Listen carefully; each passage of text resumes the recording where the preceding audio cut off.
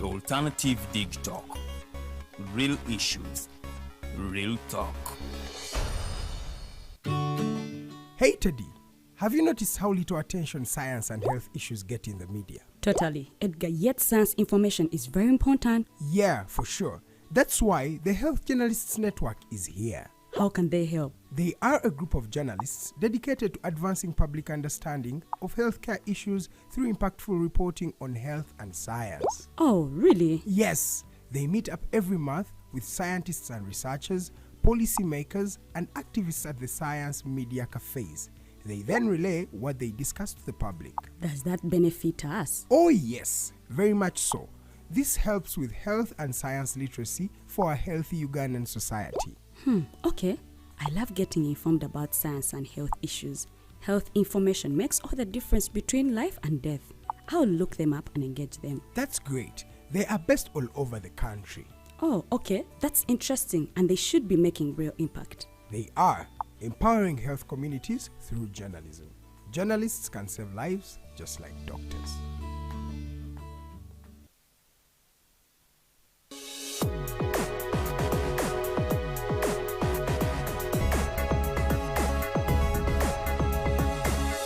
The Alternative Dig Talk.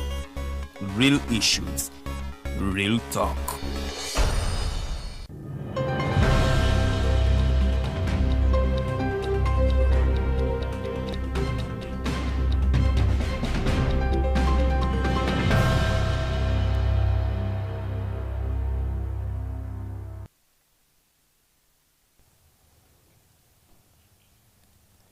It is the mighty Global News Updates. Thank you so much for being part of the Alternative Dig Talk TV. If you're watching us for the first time, you're watching the Alternative Dig Talk TV.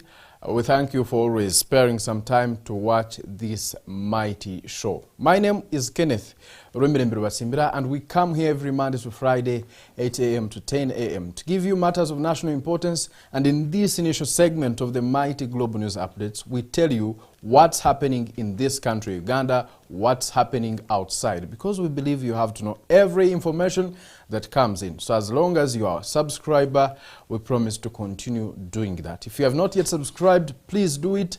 Tap that subscribe button and turn on the notification bell if you are watching us on YouTube, such that whenever we go live, you can watch this show. Not only watching the already uploaded show, but you can still watch and go in with us, start with us, the conversation, and enjoy from the very beginning when we are still live.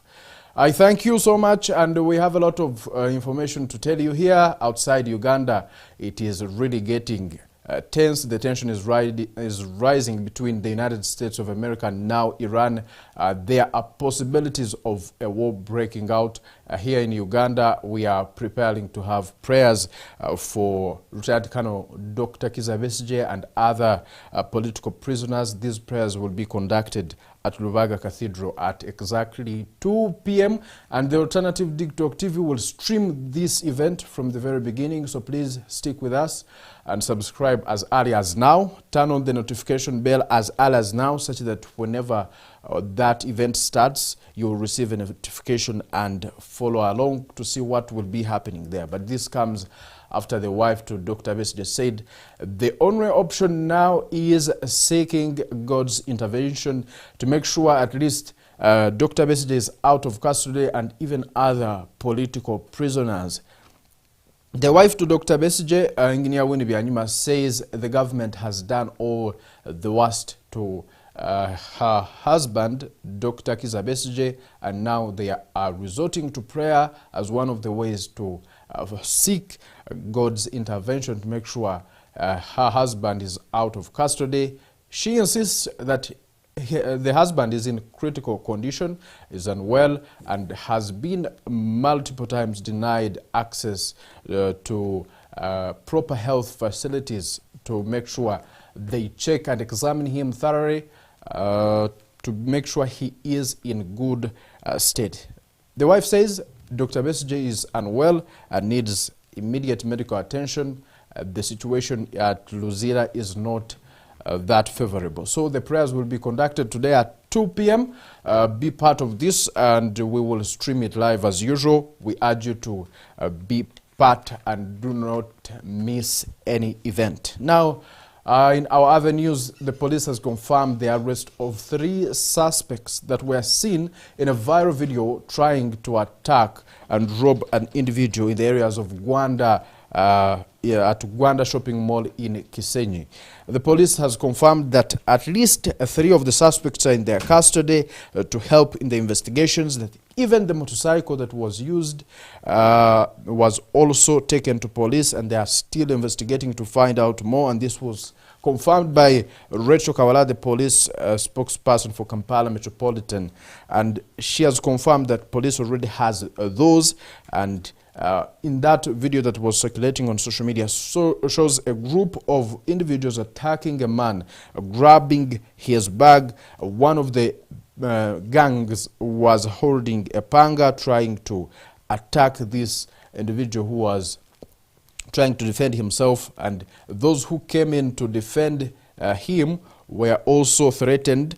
And now police says the investigations are continuing to find out more and get all the criminals arrested. As you are seeing on that screen, that's how the situation was at Gwanda shopping mall. The crime rate is increasing in the town, and many people are saying that the security should now be tight, and this is not the only incident that has been like that. Now, still in the same way, in the areas of Waise, there has been human remains were discovered in the drainage channel in Waise, and they were in a sack. A thigh of a human being and feet were discovered in the drainage channel in the areas of Waise. The residents say they do not know how this could have happened, but the police has kicked off investigations to find out more regarding that incident and to know who could be the person killed, those remains, who could they be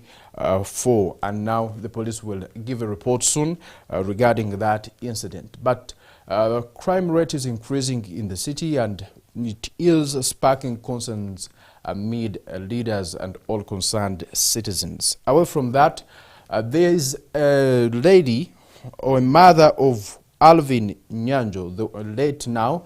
Alvin Nyanjo was a student at Makerere University Business School, and he died now 6 months back. But the mother still says she has not gotten justice. Up to now, the police has not done enough investigation to find out how her son died.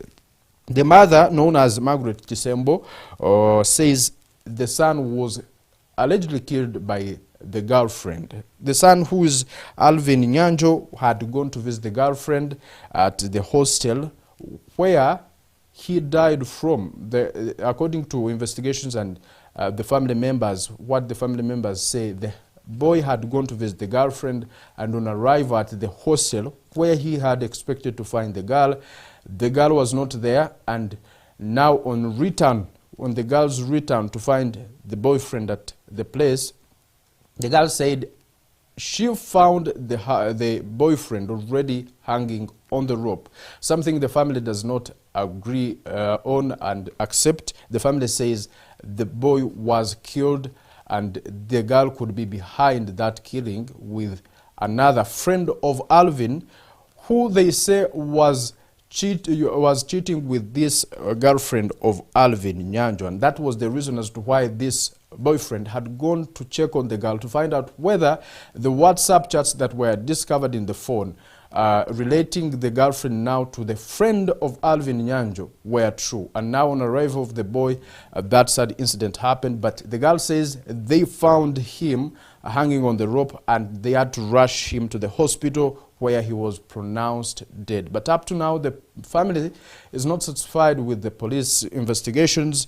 The Ginger Road police says they are still conducting investigations. They are still finding out more, but there wasn't enough evidence that could make all of the suspects get arrested, including the girlfriend and now the friend to Alvin, who they say was also part of this and was the one cheating with that girlfriend of Alvin. And now the mother cries, saying she has not received justice up to now. 6 months down the road, Alvin Nyanjo is no more, and now the girlfriend and all the suspects are moving freely. All the people that had been arrested to help in the investigations are out of custody up to now, and the mother says the police is not showing any interest in helping the mother, Margaret Chisembo, find justice in this critical moment. But the police insists they are making thorough investigations, that the investigations are still ongoing.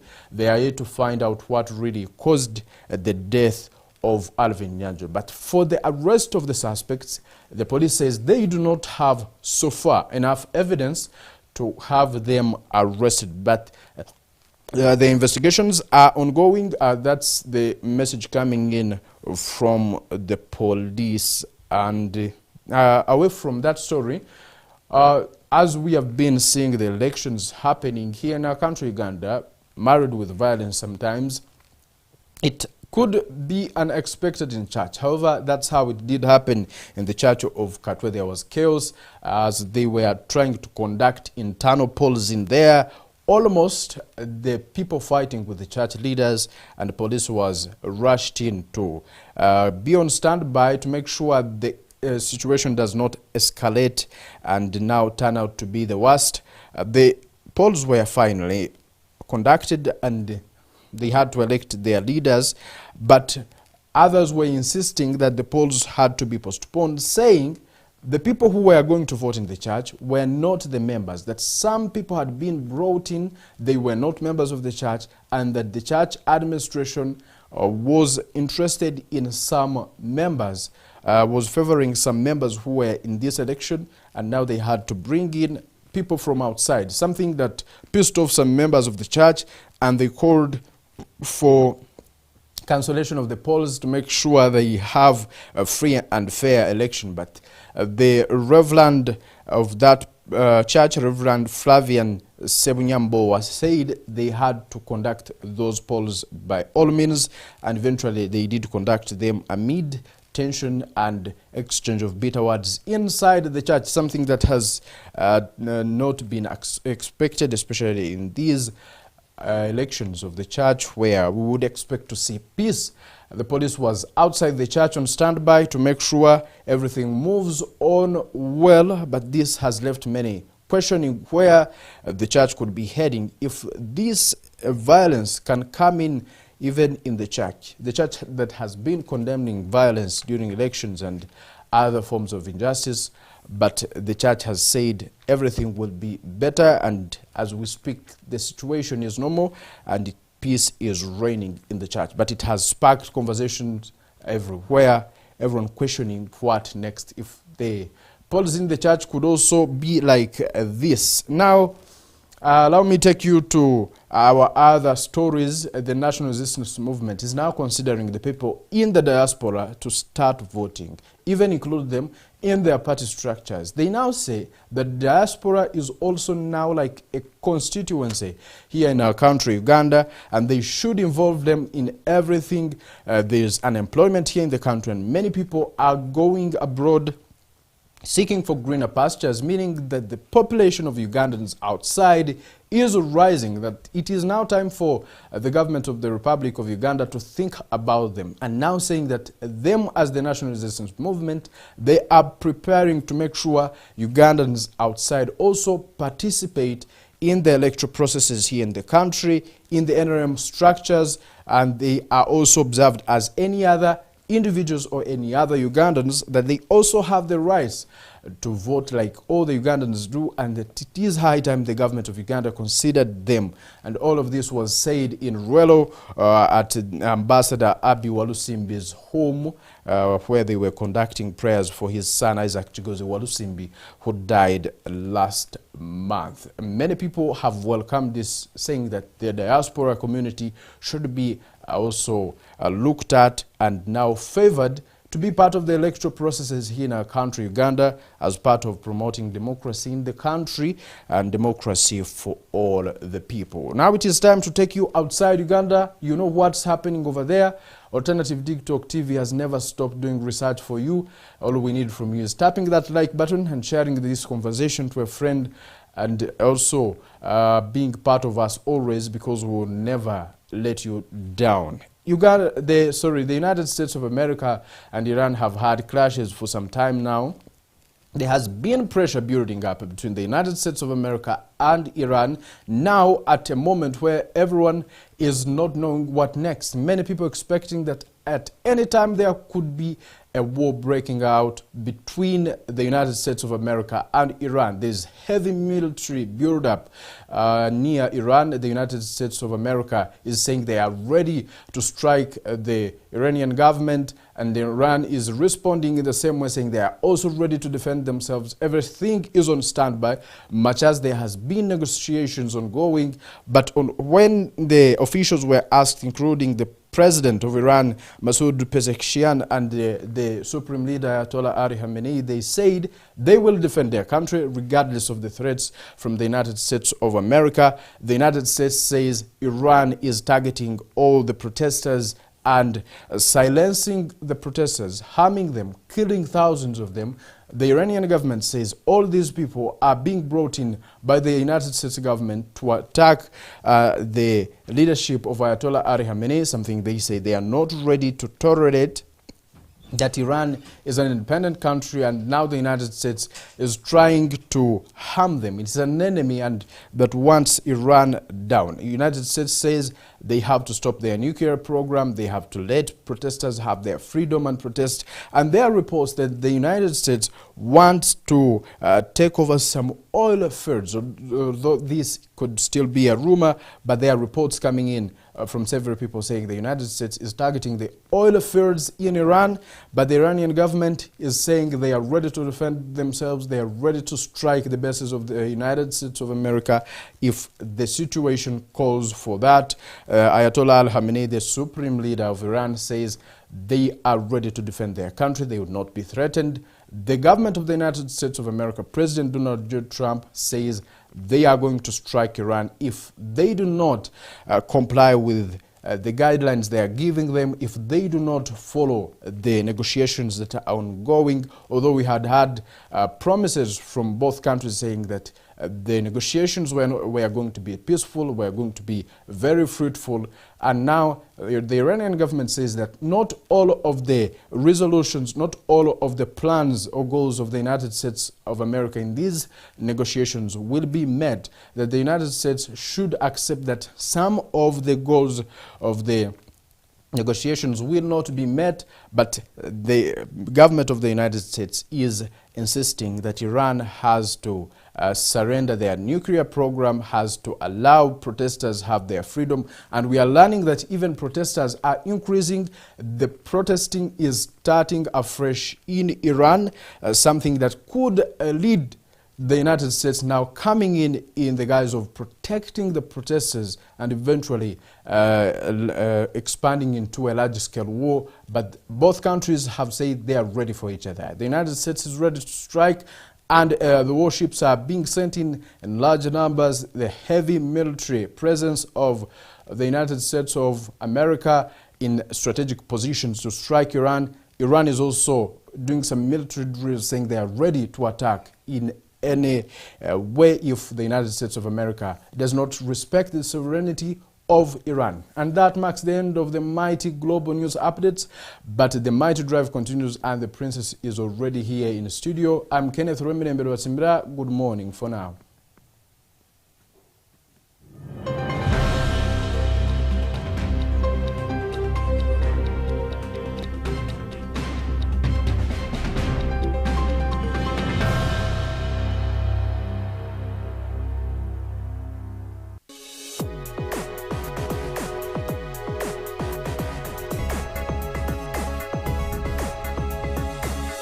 The Alternative Dig Talk. Real issues, real talk. Hey Teddy, have you noticed how little attention science and health issues get in the media? Totally. Edgar, yet science information is very important. Yeah, for sure. That's why the Health Journalists Network is here. How can they help? They are a group of journalists dedicated to advancing public understanding of healthcare issues through impactful reporting on health and science. Oh, really? Yes, they meet up every month with scientists and researchers, policymakers, and activists at the science media cafes. They then relay what they discuss to the public. Does that benefit us? Oh yes, very much so. This helps with health and science literacy for a healthy Ugandan society. Okay. I love getting informed about science and health issues. Health information makes all the difference between life and death. I'll look them up and engage them. That's great. They are based all over the country. Oh, okay. That's interesting, and they should be making real impact. They are empowering health communities through journalism. Journalists can save lives just like doctors. Hi, Rogers. Can I ask you something? Shoot. What does corruption mean? Well, summarily, corruption is abuse of public power for personal gain or for the benefit of a group to which one owes allegiance. For example, when a public office is abused by an official accepting or soliciting a bribe. By the way, private people can be corrupt too, like bribing police officers to escape fines. Okay. So exactly how does that concern me? Well, do you pay taxes? I guess, yeah. What does that have to do with this?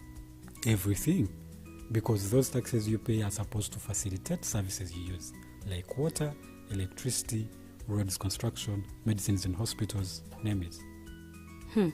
Okay, that is much bigger than I thought. But it can be stopped, right? Well, yes it can, although it may not be as easy as it sounds. And here is the reason why. Corruption roots are grounded in our country's social, political, economic, bureaucratic traditions and policies. So, what has kept it going this long? I mean, why don't we stop it? Well, the main reason why it has been here for so long is because institutions are weak, either as a result of poorly defined ethical standards of public service, weak administrative and financial systems, or ineffective watchdog agencies. What can we do to stop it? At a national level, we must focus on strengthening the independence and effectiveness of public institutions that fight corruption. At a personal level, we must commit to never giving a bribe. I promise I'll never give a bribe. Well, that's a great decision you have made. Me and you now have to spread this message to all our friends. If we all do our part, corruption will be no more. This message is brought to you by Alternative Digital.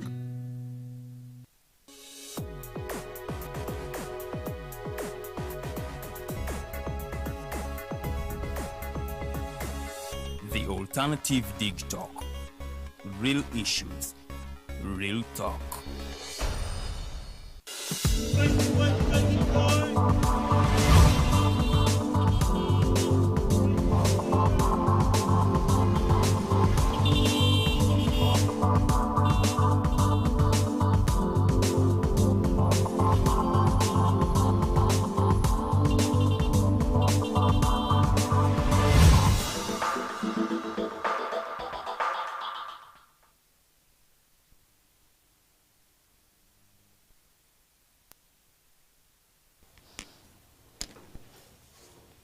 Tukulikeyo Mighty Global Updates amanya nze Farida Bikobere kubanga ngenda tambula nawe paka sawa nya ez'olunaku lwaleero amacha amalungi nsuubira nti ewammwe bwakedde era bwakedde bulungi nnyo era njagala okukubiriza gwe munnanga atannava waka the year has just started. It is the morning hours of the year, you know, tukyali mu myaka egitandika omwaka. You do not have something that you are doing banayite tusigala waka kwebaka. Let's go out there and find something that will pay us.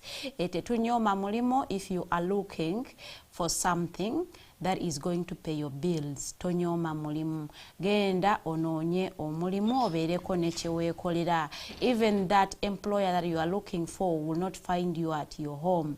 Wabula genda osobola okubanga ate ofuna keweekwasaako obulamu nga bwe butambula. Ate bw'oba okafunye tolekerawo okusearchinga for the job that suits you. Wabula ate ogwo omulimu gukuyambako okulaba nti obeezaawo obulamu bwo paka nga ate omulimu gwe wasomerera ogufunye. You know, we all know that unemployment is high in Uganda, but that also doesn't defend your choice of staying at home. Tekiba kirungi nnyo banno bonna ne bafulume waka gwe nosigala mu nnyumba nga weebaza ate munnange siina mulimu, but also omulimu tegugenda kusanga waka. So mbakubiriza nnyo tuve waka tugende tunoonye emirimu. It is the Monday and it is the 23rd of February omwaka tuli mu 2026. A lot of things happened last week era ng'ebimu tugenda kubanga tubitunulako n'omugenyi wangu wa every Monday, General Bigirwa Moses ono nga Secretary General ow'ekibiina kya Common Man's Party. Tugenda kubanga twogera. By the way, on the 20th of this month, US Embassy here in Uganda is issuing a security alert. Eranga bano ba alerting the US citizens in Uganda nga babagamba ku the high rates of crime ezeyongedde, especially here in Kampala. Eranga babawa guidelines to keep safe in Kampala. But that also goes to all Ugandans living in Kampala and areas surrounding Kampala. Okubategeeza nti crime eri a bit high. We do not know. We want to unpack that and understand the cause. Is it post-election impact or by it is economic pressures? We shall be unpacking that and analyzing the causes of it. We look at the possible solutions to it. But also, Uganda is at a crossroads. As we, criticize it nationally, also internationally, we are being criticized by Sudan. Ngabagambira ddala ntino Uganda took a bad step to hosting ate omukulu akulira the political unrest in Sudan. Era nga abakulu bano bagamba Muhammad Hamdan yabadde waneeno mu State House bagamba nti it wasn't right for President Museveni to host him. Wabula ye President yategezeza nti the meeting was directed to having peace in Sudan. Ngera gamba nti the only way they can end the war that's happening in Sudan is by dialogue. So he took a step to being a peacemaker era na inviting omukulu Muhammad Hamdan Dagalo okubanga ate ayogereziganya naye towards peacemaking in Sudan.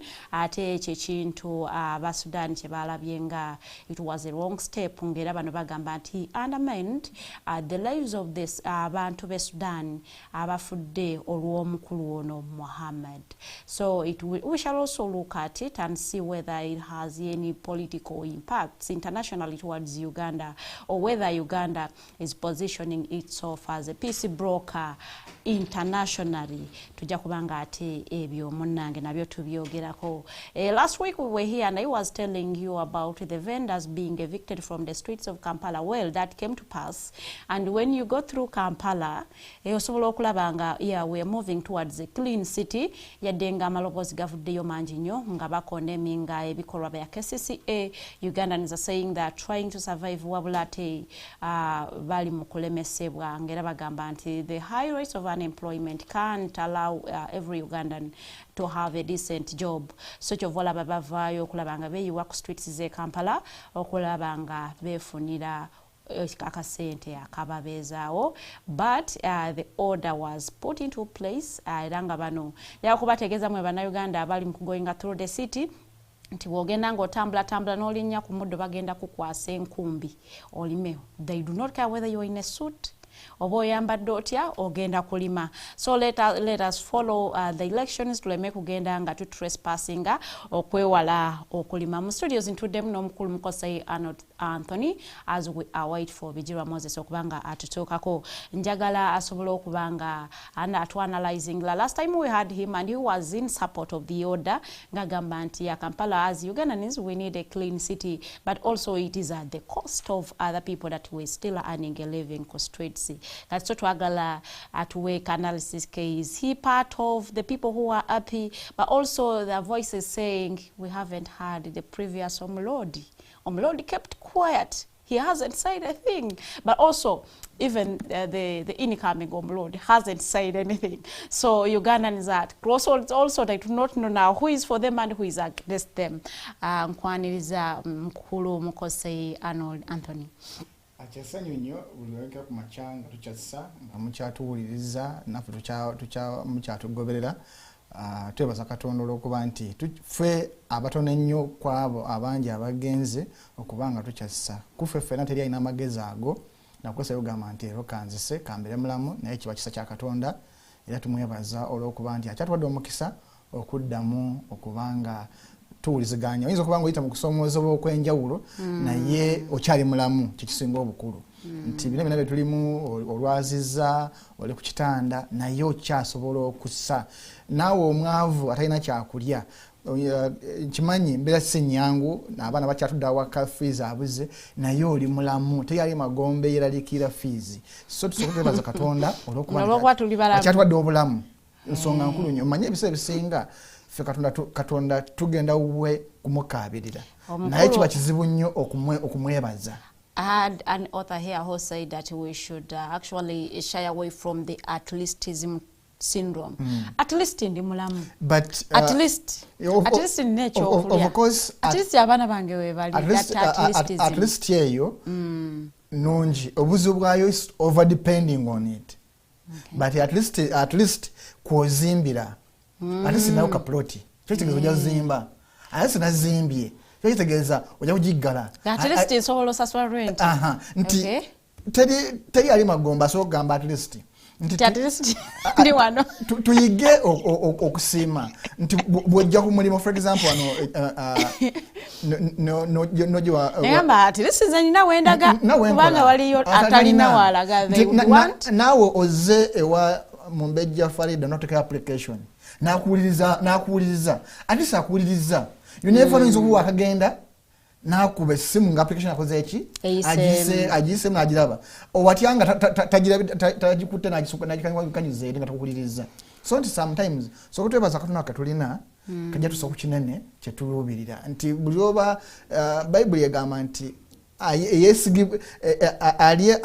aliba omwesigwa mu bitono nebingi bali mwesigisa buli anogamba naye kati kano kompadde kano kitegeeza nti yali kinene ayinza obanga akukema agamba bwe naamuwa amusiimu omanyi waki abagagga abasinga abantu bano abavu abafunamu nnyo nti omugagga munyini omutuufu bwakuba tayagala yesome nti fansi namuwadde waliwo omugagga tali mutuufu no eri abagagga bano nga sente zeyafuna sizakutoba zakulonda bulunzi bola bamansa teri sente zakulonda you would say maybe yasanga bikolerere no eriyo bana abidiru nekidiru aba takinga risk nti eriyo zine endalanga olaba nayo musubuzi ngatandika ku scratch nafuna senzo lwaleero bwakuwa sente tayagala yeyesome nti Farida namuwadde sente nayagala Farida gwawadde anyumize nti musajja omulaba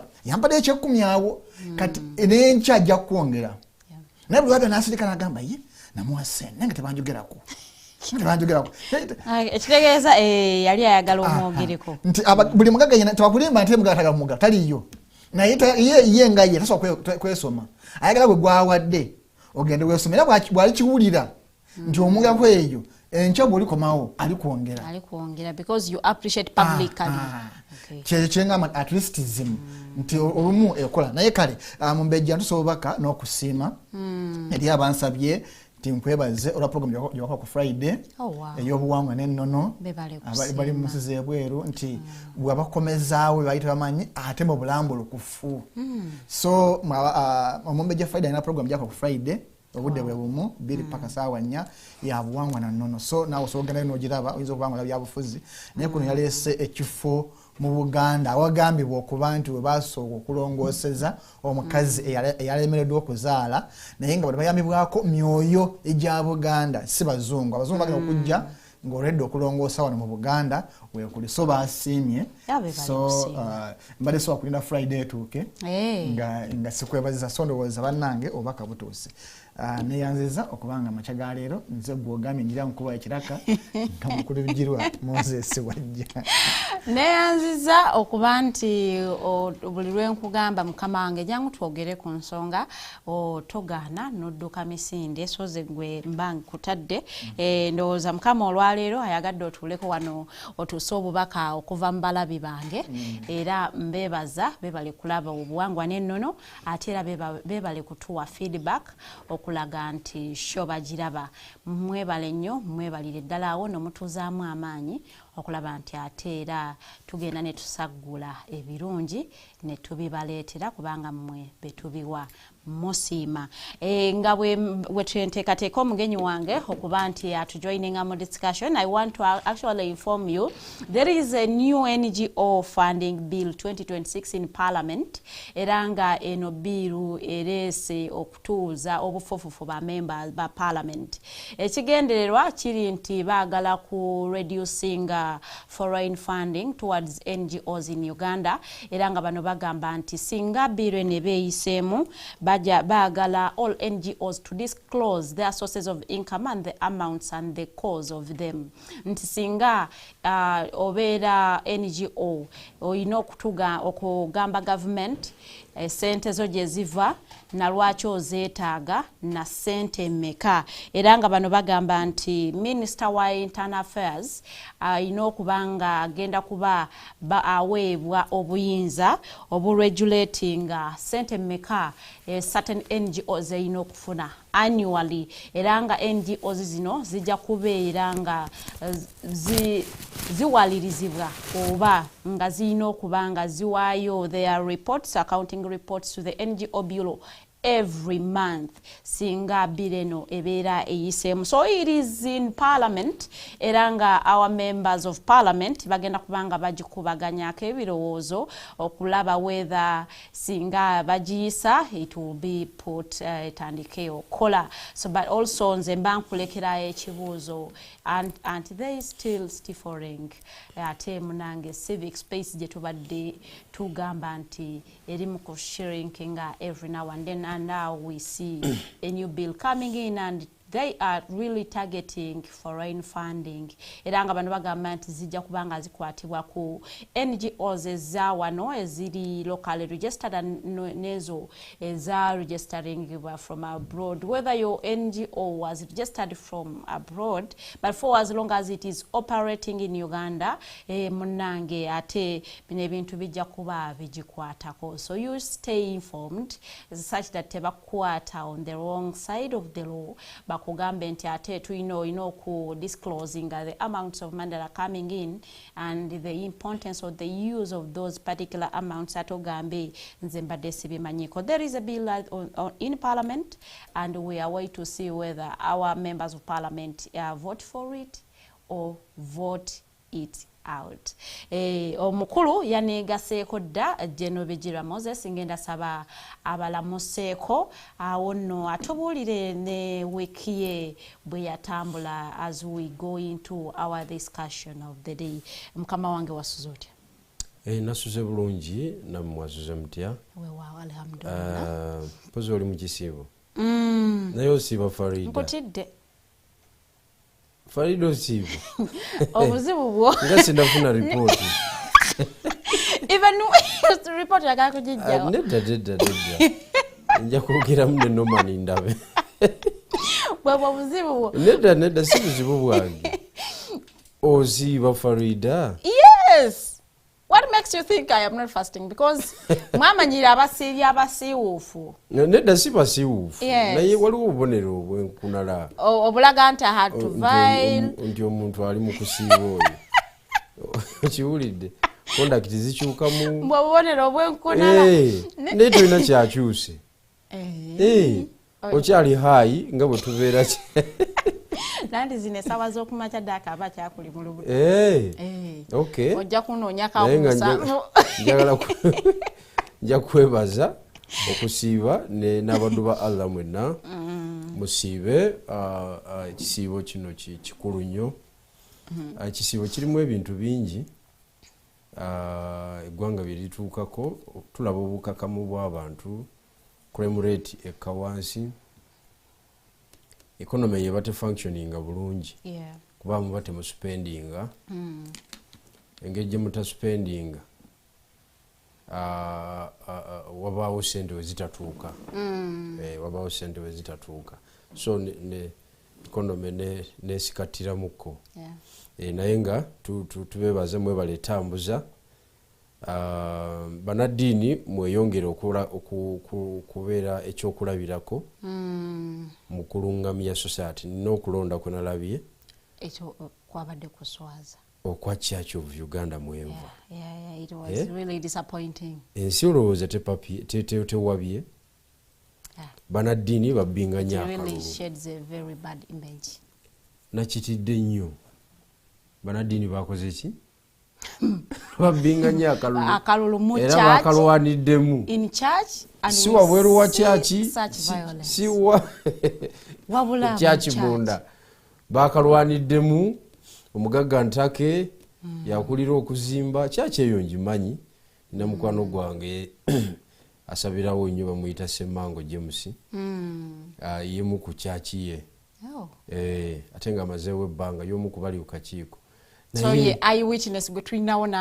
njala okutegeeza nabirabye ku TV wano njala okutegeeza ekyavuddeyo si kirungi era banaddiini mwetondere eggwanga Church of Uganda mwetondere eggwanga ekifaananyi kye mwatulaze si kirungi kubanga church omuzikiti kereziya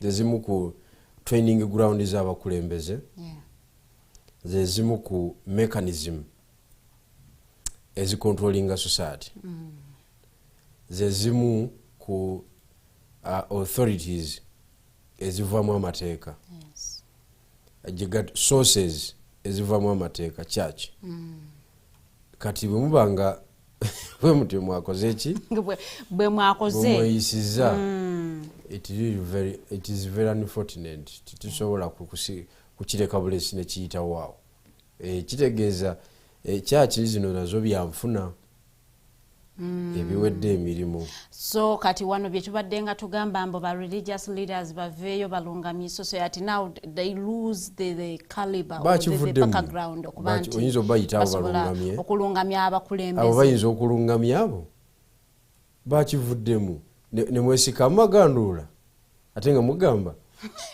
ebyambalo bya Katonda ebyambalo bya Katonda bakivuddemu era ne bakiruteera fana byabufuzi ekyo nno kirekera ddala gap eri ani alimenti okulungamya because bwe babanga bannabyabufuzi betusuubira nti they can come out and speak to what is happening what we call the unusual and they should come and speak about it bwe babanga nabyo it is happening within church kati ani naawe gwe tuyinza okwesigama kazi eggwanga kakati kyaki omanyi gavumenti buli lwerwako ebintu bingi ebikola bitandika okubeerawo ebintu bingi ebitataganyizibwa kati okuva NRM bwe yajja mu buyinza nekola constitution bwe mala ogikola yo kenyine NRM netandika okujamendinga mu ngeri yayo esobola okusigalawo kati buli muntu aba ayagala asigale waali okitegedde bwe tulinda ekiddako buli muntu agira abeera waali nanti wetugamba nti beera waali you don't go for the worst so kati tubadde tubamanyidde to just maintain the status quo you are religious leaders who are not saying anything of what is happening in the country but you be there mubeeraawo ate temusukka nnyo and to the extent of painting such an image to the public andi kakati wakati mu mbeera eyogamba nti buli omu asigale waali wabaawo okulwanagana kubanga wabaawo forces ezaagala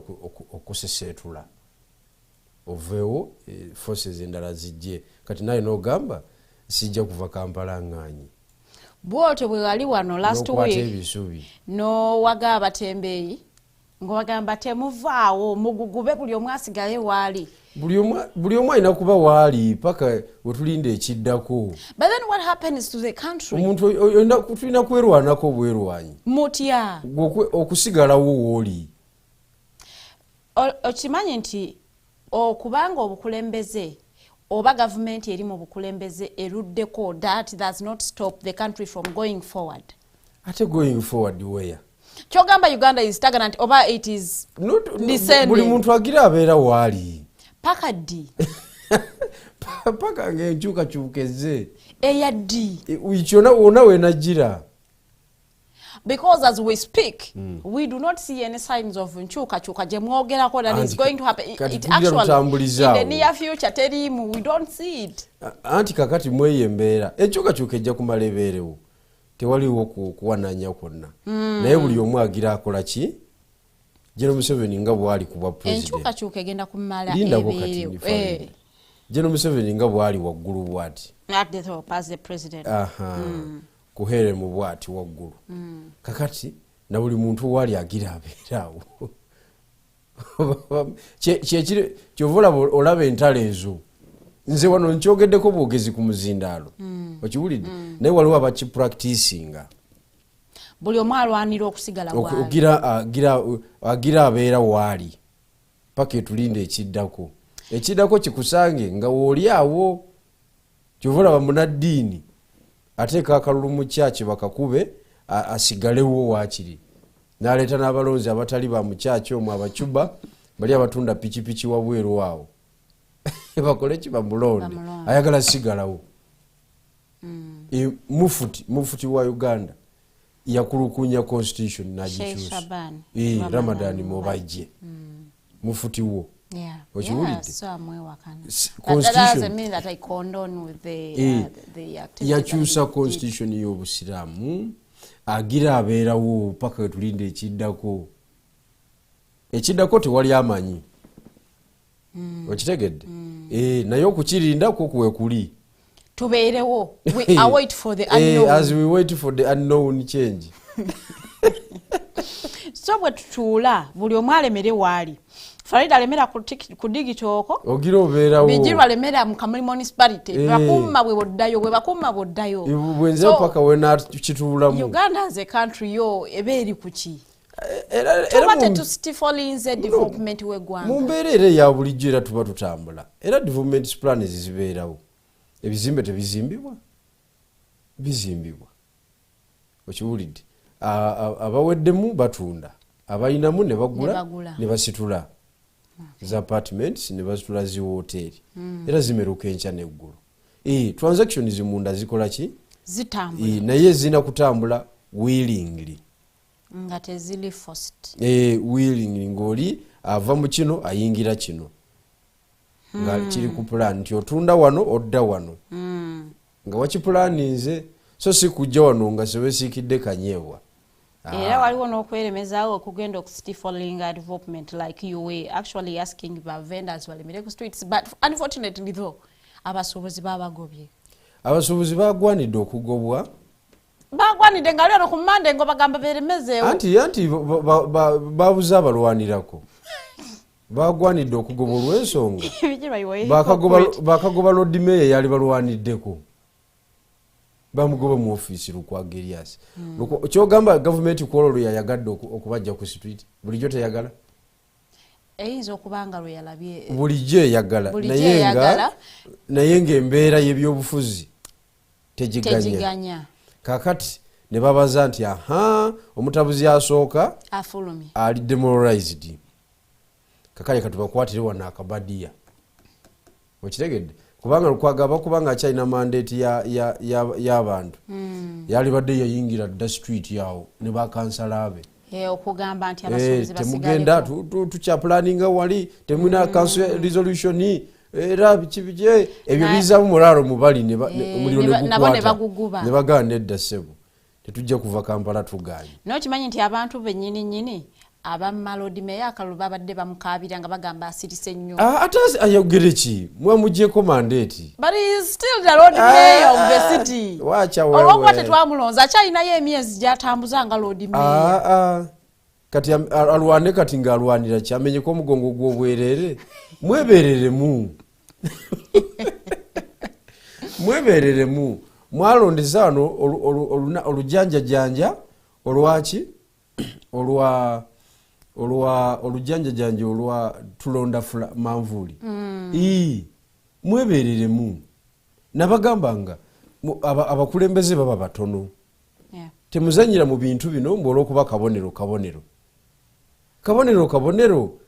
kati akabonero kalwane. By the way, even the one they voted hasn't said a word.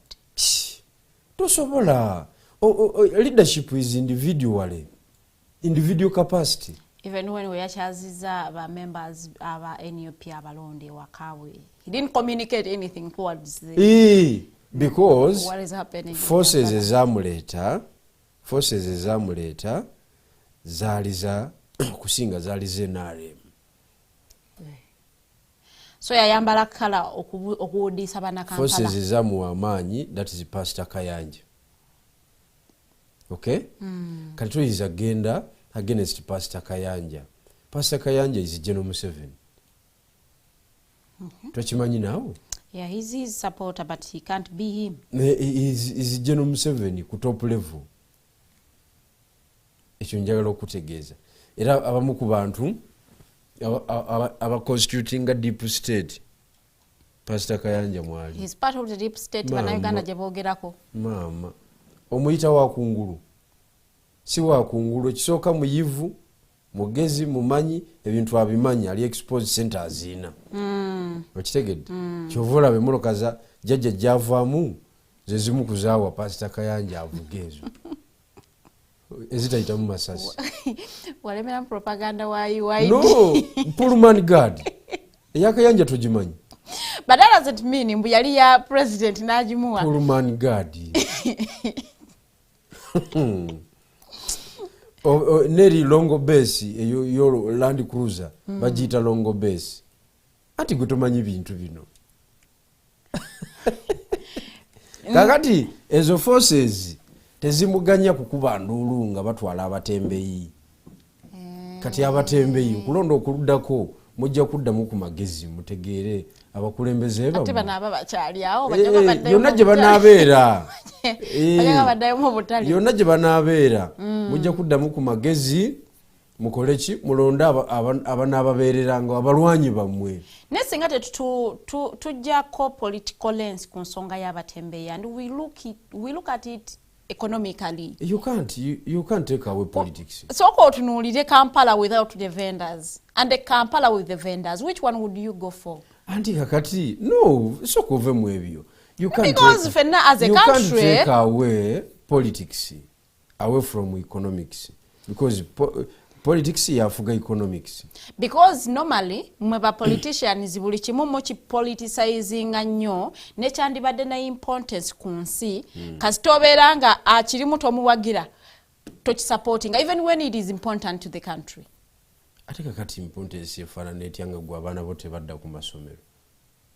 Economy be functioning nga gwe tozaayo mugaati. Me and you agreed here that development ebeerako ne begasa like abaji benefitingamu ne beekosa. So atazizayo mwana ku ssomero olw'okuba bamugobye ku street oyo abeera part of the population ebeera affected by development. Kati gwalese development oli biki question eddayo waggulu. Woli tovaawo woli naawe tovaawo kati ate ezo ntwalawa. Single leadership ebadde rotation nti at least we are sure after 10 years omuntu aba akoze eki abafulumye omukulembeze at the top. The importance of change world over is the economic factor to shift from a certain group of people ababadde mu government for either 5 or 10 years to another new team. Okay? Economic factors nga mweyambisa political power and influence. Kyova olaba ensi ezikyusa obuyinza zikulaakulana ku supiidi ya iriiri okusinga ensi ezibeera n'omukulembeze for a long time. Yes. Why? because let's say this is the Banyankole government, okay? Ebaddewo kale 40 years. But calling it a Banyankole government is also wrong. Ngambi, let's say. I don't want to say like that. You put yourself. Nebe bananyini kintu. Kati bwe bakita mu 10 years oba kale katugambe nti bwe tubeera sure nti mu 5 years bagenda. Tiimu endala bannayuganda gye banaabalonze ekole ki? Ekwata obuyinza. Abagagga bakyuka. Bali basigaza economic empowerment yaabwe, okay? Naye tiimu endala neeyingira nayo neebaako kyekola. Kati mu cycle ya 50 years muba mufunye government katugeze 5. Wakitegedde? Ngazi rotate. Kati government ye 5 ezo kitegeeza sente zikyusiza emikono emirundi 5. Tojja kusanga muntu ku street. Oyinza okwesanga nga mu mulundi gw'okusatu president yavudde Embaale. Abagisugisu bonna abateeso awo wonna awo Bakaramojja baba tebakyajja Kampala. Okitegedde? Olaba odi congesting e Kampala. Baba tebakyajja. Kubanga abantu abatutawaanya beera bava up country. Siba indigenous. Limited opportunities because those areas are not really developed. Tewali kiriyo. That is the essence of political change. Is money to shift from one group of people to another. Yes. Kati Trump bwe yajja mu government, Obama bwe yajja mu government, nga adda mu bigere bya George Bush Jr. Yes. Emirimu 8 egyafuuka vacant. 80,000 jobs egyafuuka vacant immediately. Kakati olaba abantu 8 bayingira. Kati mu bantu 8 Farida oyinza okubulamu. Those are new families. Sisobola kubulamu. I am positioning myself properly. Tukute ekintu kale Bigirwa si yakikutte naye akikutte muli kuki? Ku kido. Nzijewo bwa minister. Farida oyinza okubula wooliira. Sisobola. Wembula endira mbad ne position inze bubi. Oba we position inze bubi. Kakati nange we bampa obwa minister wali eri nsooka kunoonya bantu bange bwe mbadde ntambula nabo. Wano kanyigewo Farida, wano kanyigewo Ani, wano kanyigewo Nomani, wano kanyigewo nga tutambula. Omubadde temuyina chance mu government yenkadde. Exactly. Kiki bayita political change. Naye abantu babeereyo era biki twagala nkyuka tebamalina kumanya nkyuka gye baagala. Kakati ekya Uganda, the question of Uganda. We have to be stagnant until further notice. Naye ebiseera bisinga development yabeera benchmarked from countries eziba zikozeeko that particular thing and maybe nekireeta results and then you benchmark and implement. Wotunuulira ensi ezituliraanye. Is there a country that is implementing the same thing that we are implementing in Kampala? Tekuli batembeyi Kenya tujijjemu. Kenya is worse, but also I want to inform Ugandans that Kampala was being ranked as amongst those cities that are overly crowded. So some kind of decongesting is okay. But Nairobi tosobola gisanga kera mutembeyi. No aboard okumufuna mu Nairobi wakati. And by the way, today they are implementing border ne taxi. Waliwo wotalina kusuka okuyingira ekibuga Kampala. So as you a border guy nga bwogenda mu kibuga no nti anytime omusirikale ajja kuyimiriza kugambe kyuka paka bwayise. Ababoda mwabuguumirira nnyo wano. Mwabuguumirira nnyo. Ekisooka mwatuuma government ababoda. Fe ne bwana Munyagwa fe twakola manifesto ekwata kuwa boda. Ne mutuuma government. Leka mukirabe olala muliddamu ku magezi ne mulonda manifesto ennungi. Obo si busungu? Si busungu, abantu tubabuulira.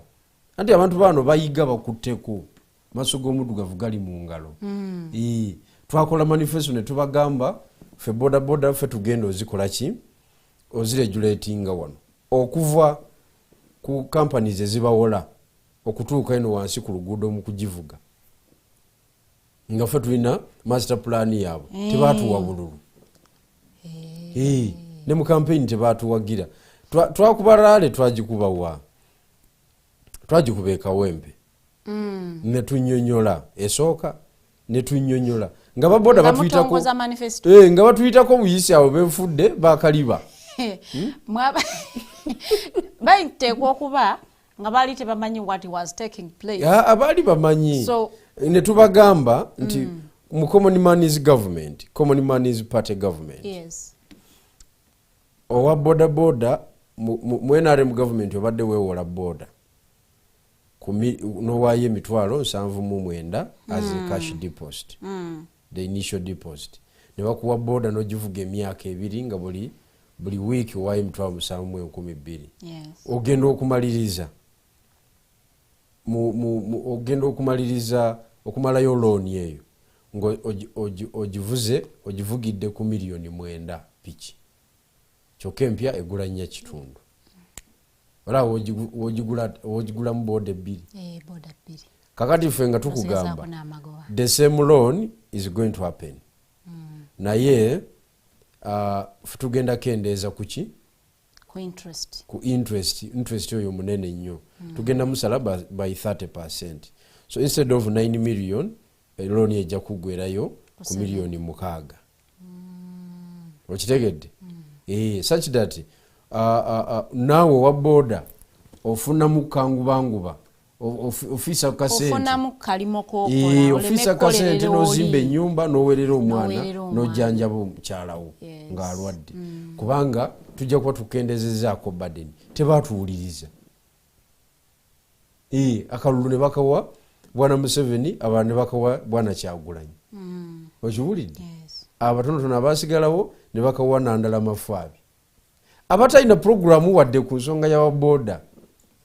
No, olwokuba nti tebajoogerako, the way you talked about it does not mean mbo tebalina program. They might have had a program in their manifestos.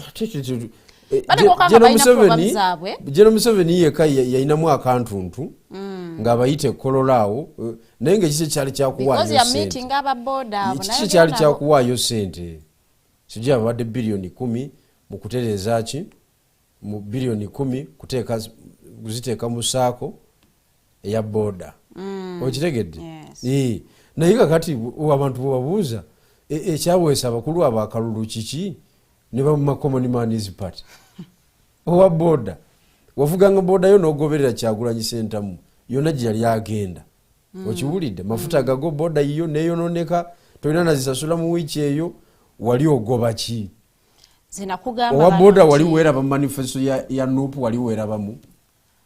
Nakugamba nti bannayuganda bateekwa okubanga tebabategeera mmwe ng'ekibiina olw'okuba nti maybe you were new, they didn't understand or they couldn't even relate ne manifesto ya No, politics is idea.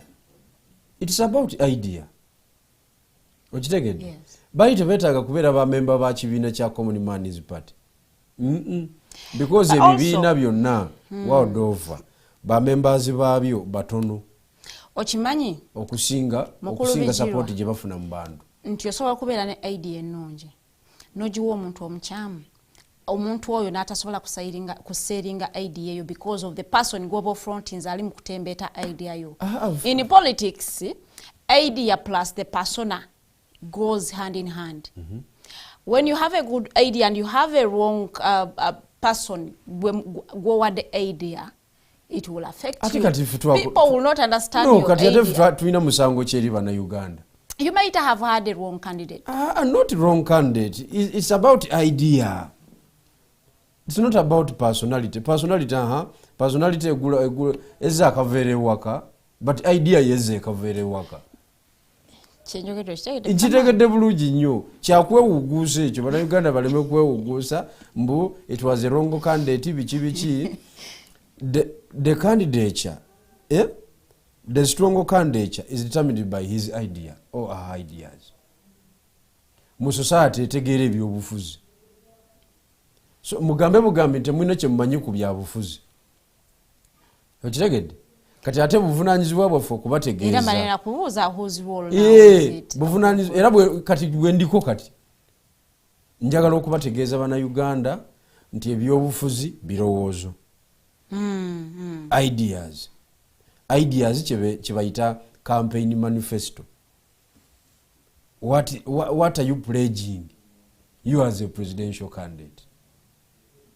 We pledged before the Ugandans nti tugenda kwasaganya ensonga ya bodaboda eterere temwatuwa kalulu mwaka w'abantu abatalinaaki kubanga ffe tubafuna miliyoni ez'esatu ez'obululu ku nnya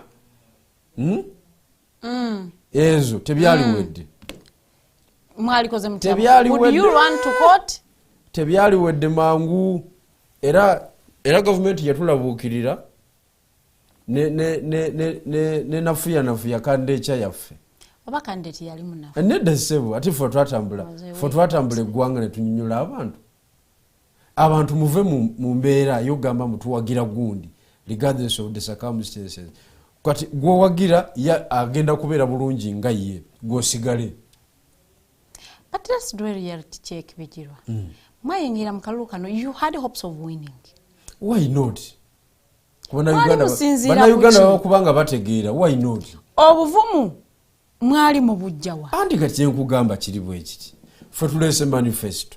Kati twagamba nti tutugenda cross checkinga baki abaforeigner abali wano. Tugenda bateeka ku parade. Tubasikulininge bupya.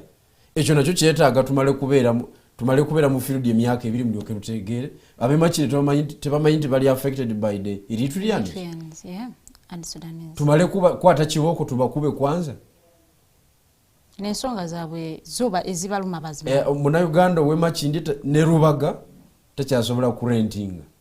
Ennyumba zonna aba Eritrea bazitwala. Kitegeeza omuntu Munnayuganda oba tukyasobola kusula Makindye ogenda kweyongerayo obusaabala. In Makindye it feels like you are the foreigner.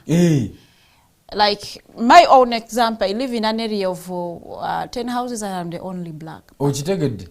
The other people are Eritreans. So it feels like you are the foreigner. You are the foreigner in your own country. Kati ekyo nakyo tumale kwata kibooko okuba abantu meba buli okubakitegeere. Tekiriyo bannayuganda mulekeraawo okwesudiya. Mulekeraawo. The problem is Ugandanese. Is with Ugandanese. Tekiriko wadde okubuuza. Olita kulimba obuzibu bwali bwaffe. Ffe ebirowoozo twabireeta ku desk. Gwe tokimanyi nti Abachina be ba-influencinga ebyo ebintu ebigenda mu maaso. Kugoba batembeyi ku street biki Bachina be ba-influencinga. Tobawaayidde. Anti gwe batomanyi byamunda. Ate bannayuganda abali mu kukolera emirimu gyabwe mu arcades zino ezibeera blocked by vendors ate bo ne batakola ate nga rent yali waggulu. Have you ever thought about them?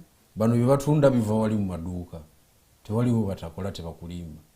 Ate teri musuubuzi ava ggulu. Najja okusuubula. Nasuubula kuvenda. Tetaliyo. Era ayingira dduuka. Kubanga abakimanyi nti wali agenda kufuna ki emiwendo ejja wansi. Kubanga abamaduuka nabo bavuddeyo ne bagamba they are in support kubanga ba vendors bano babadde baba blockinga. Anti kakati of course bagenda bonga abamaduuka bagenda kweyongera okubenefitingamu akatonotono. Naye era bagenda kufiirwa kubanga bano badde babagulako. Nga tumaliriza ensonga y'abatembeeyi. Is that the best way they should have handled ensonga y'abatembeeyi oba waliwo a better way than okubagoba ku kkubo? Nze nganze. Sirabawo nze nganze. Tolabawo ngeri ndala yonna. Sirabawo ngeri ndala yonna. Okujjako okubagoba. Bino bye bagamba nti baali bawadde olunaku ne tumanya nti buli lwa Sande oba lwa mukaaga bayitawo olunaku lwali lutongozeddwa. Lwali lwa Sande ng'osanga nga Kampala kale eno side yonna nga wajjudde abatembeeyi abatunzi b'ebintu. I don't know what happened to it. Ebyo byonna tebikola. Abantu abalinamu obusente kati gwina obudde obugenda mu kibuga ku Sande mbogeze gula ka blouse. Mbuku Sande kabeera ka layisi. Tebiriyo. tebiriyo ekikulu kiri kimu nze nsigala ku nsonga yange solution yebaddemu buli omu kugira nga asigala waali butulinde ekiddako tutambulire awo tugende ku nsonga endala abannayuganda abasinga bavuddeyo ne bagamba nti olwekubanga bagobye abatembeeyi ku kubo so crime rate egenda kweyongera obuzi bw'emisango bugenda waggulu ekyo nno nkireese nga tugenda ku nsonga ya security alert eyaweebwa US Embassy here in Uganda ng'egiwa the Americans abali mu kulivinga wano mu Uganda nga bagamba crimes have gone high in Kampala so nga baba latinga nga babawa ne butya bwe bayinza okwekuuma nga they are safe in Kampala ekyo nno ensonga eyo endeeta erigwe General Bigirwa Moses ensonga z'emisango ezimugenda maaso walabye ka video ak'omusajja yatemye munene jambia very broad daylight wansi wali ku Gwanda Mall ekijambi epanga misana tuku ekigambibwa nti omusuubuzi oyo bamugoberedde yabadde n'obukadde 6 mu nsawo whether he was going to bank oba yabadde agenda kusuubula we haven't known naye esente ezamubbiddwako zabadde ziwera obukadde 6 bamugoberedde misana tuku ne bamutema jambia ne bamujjako ensawo n'abagezezaako okwagala okutaasa omusajja yabadde mukambwe nnyo ng'atema jambia misana tuku misana wali wansi mu kisenya Gwanda Mall no organized crimes mu nsi yonna zibeeramu nadde sikalabye wale tukalabye nadde sikalabye oyo yavuddeyo ataase omusajja yabadde mukambwe nnyo omulaba ng'atemera abantu okubafiirako in that bag it is said mwabaddemu obukadde 6 so ekyo nno kyaleetedde it is very unfortunate it is happening in Uganda broad daylight oli eyabadde anywa chai teyabitegedde naye yafubye nnyo okutaasa ekikopo kye abalanga balingizayo bulingi it is very unfortunate but that is an organized crime kyemanyi bajja bakwata bategeeza bakutteko 3 era bajja kumalako akabanga kanene mu komera kubanga bakozesezza eyo robale eyo robale yennyini ey'amaanyi kati oyo ayinza okuba yadde musuubuzi bamugoberedde ng'azirisivinze oba yazijje mu banka oba alina transaction gyakozeki kati we yazijje ekibalo we kiva tebayinza kubba tebasobola kugwako bugwe bateekwa okuba nga badde bakutambulirako abantu bangi mu kibuga mubatambula n'esente mu bag naye olwokuba batomanyi okitegedde kati nze nali ntambula ng'empewo efuuwa nyunyunyunyu nempisinganya n'omusajja ng'ali mu suuti nga bw'olaba nze empewo negifuuwa bweti nekola ki newenjuka wano nendabawo $1 $, ne wano nendabawo $1 $.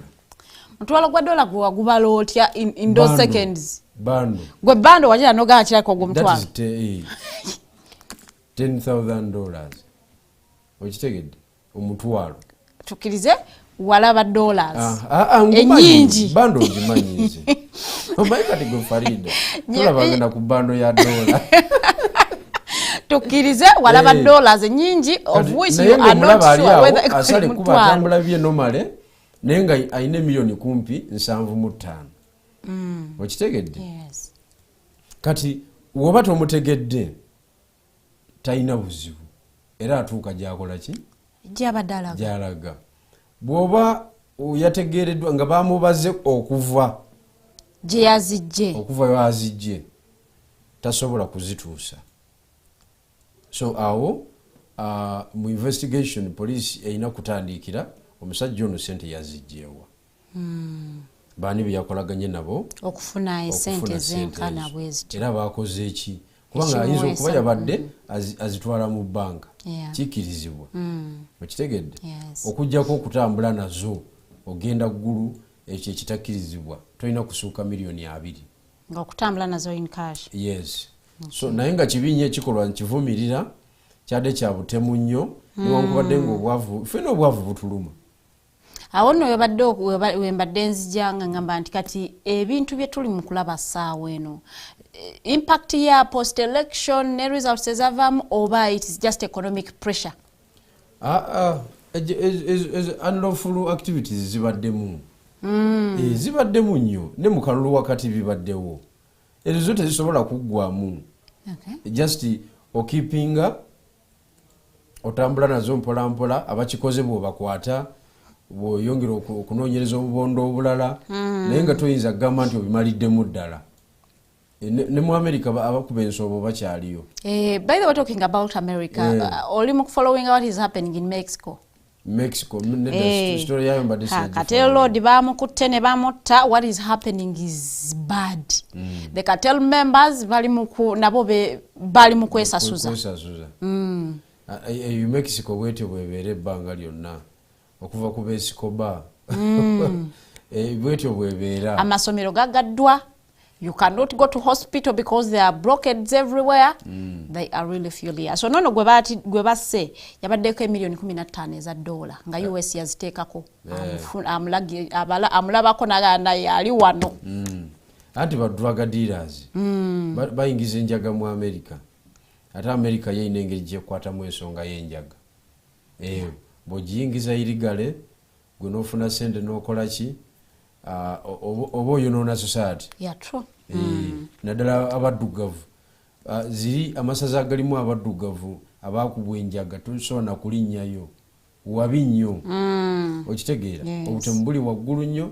Jjukira emmundu ekkirizibwa mu America okkirizibwa okaalakaala nayo n'otambula nayo for your personal security. Yes. Naye mweyo embeera kati Mexico, Cuba, Venezuela bwe busi obuli awo obunanyini kusupplyinga njaga ku scale ennene. Kati bakateera abali e Mexico awo bangi naye mulimu babinywera nga bonna ogamba nti ababbi b'ejindi. Groups bubeera bungi naye mubeera mu group obw'amaanyi nga tebugambwa naye nga okutuuka ku boss biba biwanvu nnyo. Kati bo kye bakola bakateera abo we bafuna ssente bazikomyawo mu society. Waliwo abazimba amasomero ne bazimba amalwaliro era enkola eyo waliwo omuvubuka gwe batta mu kalulu ekamuli eyo bali bamuyita Sowed ye yali yakoppa enkola eyo eyakateero. Ye yali wa muzungu yasudde gold. Ne machule ebyo biki tunda machule sijui UN yandekera sente zirika akasitambu zirika namba oyinozo zaako ebyo nga mwakubira era nga sente azifunira ddala. Ate nga abagwago baako bavuva Kampala eno abayungu ab'enjawulo naye nga buli lwafuna sente bwe pa society zifiringa zikomawo ne muziwulira eba ya society baba tebaagala bamugambeko because baba bamufuna abeera n'abaana nga 10 baweerera. Eddwaliro obaoliawo aguze ebitanda n'ateekayo eri omu kitundu. Ka police post k'omu kitundu bafanda abookyezaayo n'okatereeza embeera. It is not tekiikirizibwa munansi kugenda kugira ku renovating a police. Kiikirizibwa obadde tokimanyi bumanya lwakuba abantu bakyawa bukyayi police naye nga bw'ogenda wali DPC ne RPC obagamba nti n'omusaba njagala kuba repaintingira njagala kubayambako wano era kiggwa bakukkiriza n'okikola bulungi nnyo. Era ne balabika bulungi okitegeera naye baleeta abakugu baabwe ne bapima ebirungo byagala okukozesa biyinza okuba byakubanga obateekeramu obutwa zi technicalities ezibeeramu ezo. So olita kateero amanye ekyokukola ainvestinga mu society kyova olaba ebaba bamusse CIA bayamusse oba FBI. Kati bwebanga yamuse kati society beneficiary board balina okuvayo ne bakola ki nera bamala bijja kuggwa so far 16 people have been reported dead batiddwa mu mwaka akayogano mutamutya elibenko why this why that nenga njagala tuve ku nsonga etudde wano ewafe okumpi Sudan walaba meeting y'omukulembeze ow'eggwanga Uganda Museveni n'omukulu aleetedde obutabanguko Sudan eyo Muhammad Hamdan ba yali wano era omukulembeze n'ategeeza nti meeting eno yagendererwamu okubanga bazza emirembe Sudan. Kino nno tekyatudde bulungi ne abakulembeze bw'e Sudan nga bagamba nti yandamainze obulamu bw'abo abafa ng'ate bafa lwa bikolwa bya Mohamed Hamdan. Kati olowooza is Uganda positioning itself as an international peace blocker? Averao bokwa twefule ba broker kati soke tuve waneno at the national level, we go at the international level because now Museveni says it is for peace building in Sudan. Sudan agamba nti the war oluli mu happening in Sudan can only be solved by dialogue. Ngabogerezeganya. So now taking a first step by inviting Mohamed Hamdan era najja wanene Uganda ne ba meeting a State House Entebbe ne babirako bye boogera. How bano abana Sudan olwabirabye tebakitutte bulungi. How do you assess the whole situation? No, Gen. Museveni by all standards, by all means, we know you're sola mujjako. Kugezanga. Kati n'ensonga lwaki akyali mu power. Abazungu abayambyeko okuresolvinga ensonga nyingi. Abayambyeko okuresolvinga ensonga nyingi mu region wano. Tosobola mulolinga out ku politics wa Eastern Central Africa. Tosobola okujjako nga byoyogera tokola ki? Tobimanyi. The fact is ye mukulembeze kati asigaddewo mu bakulembeze aina experience mu situation management. Kubanga abasigadde bonna abasingako obukakamu. Abasingako obukakamu tolerance. Abasingako nti asobola okukkiriza n'abeera in the same room n'omuntu gw'atakolagana naye. Being a student of Machiavelli.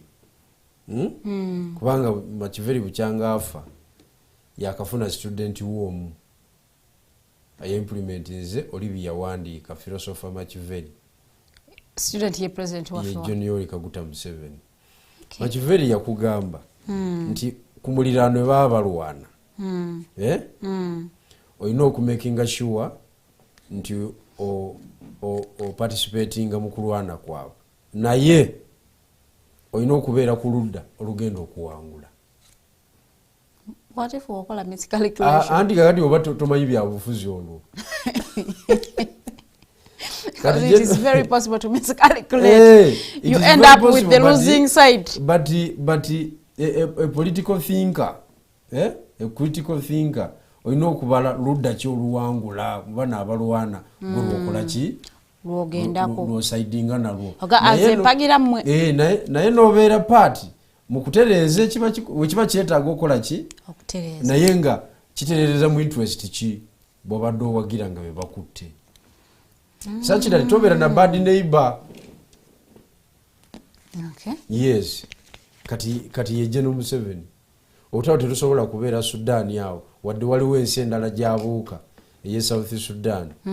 Naye ateekwa okubanga is a party mu kutereeza awo. So mu kumiitinga omukulu Mohamed Hamdan, does that mean nti yasaidinze ne side eyinza okuwangula because these are war actors and alondawo oludda lwalaba nti lujja kikwata n'akwasaganya olwo n'agamba akati mwe mujje twogere n'abalala ayinza okwagala okubayita naye ajja kubawanvuya.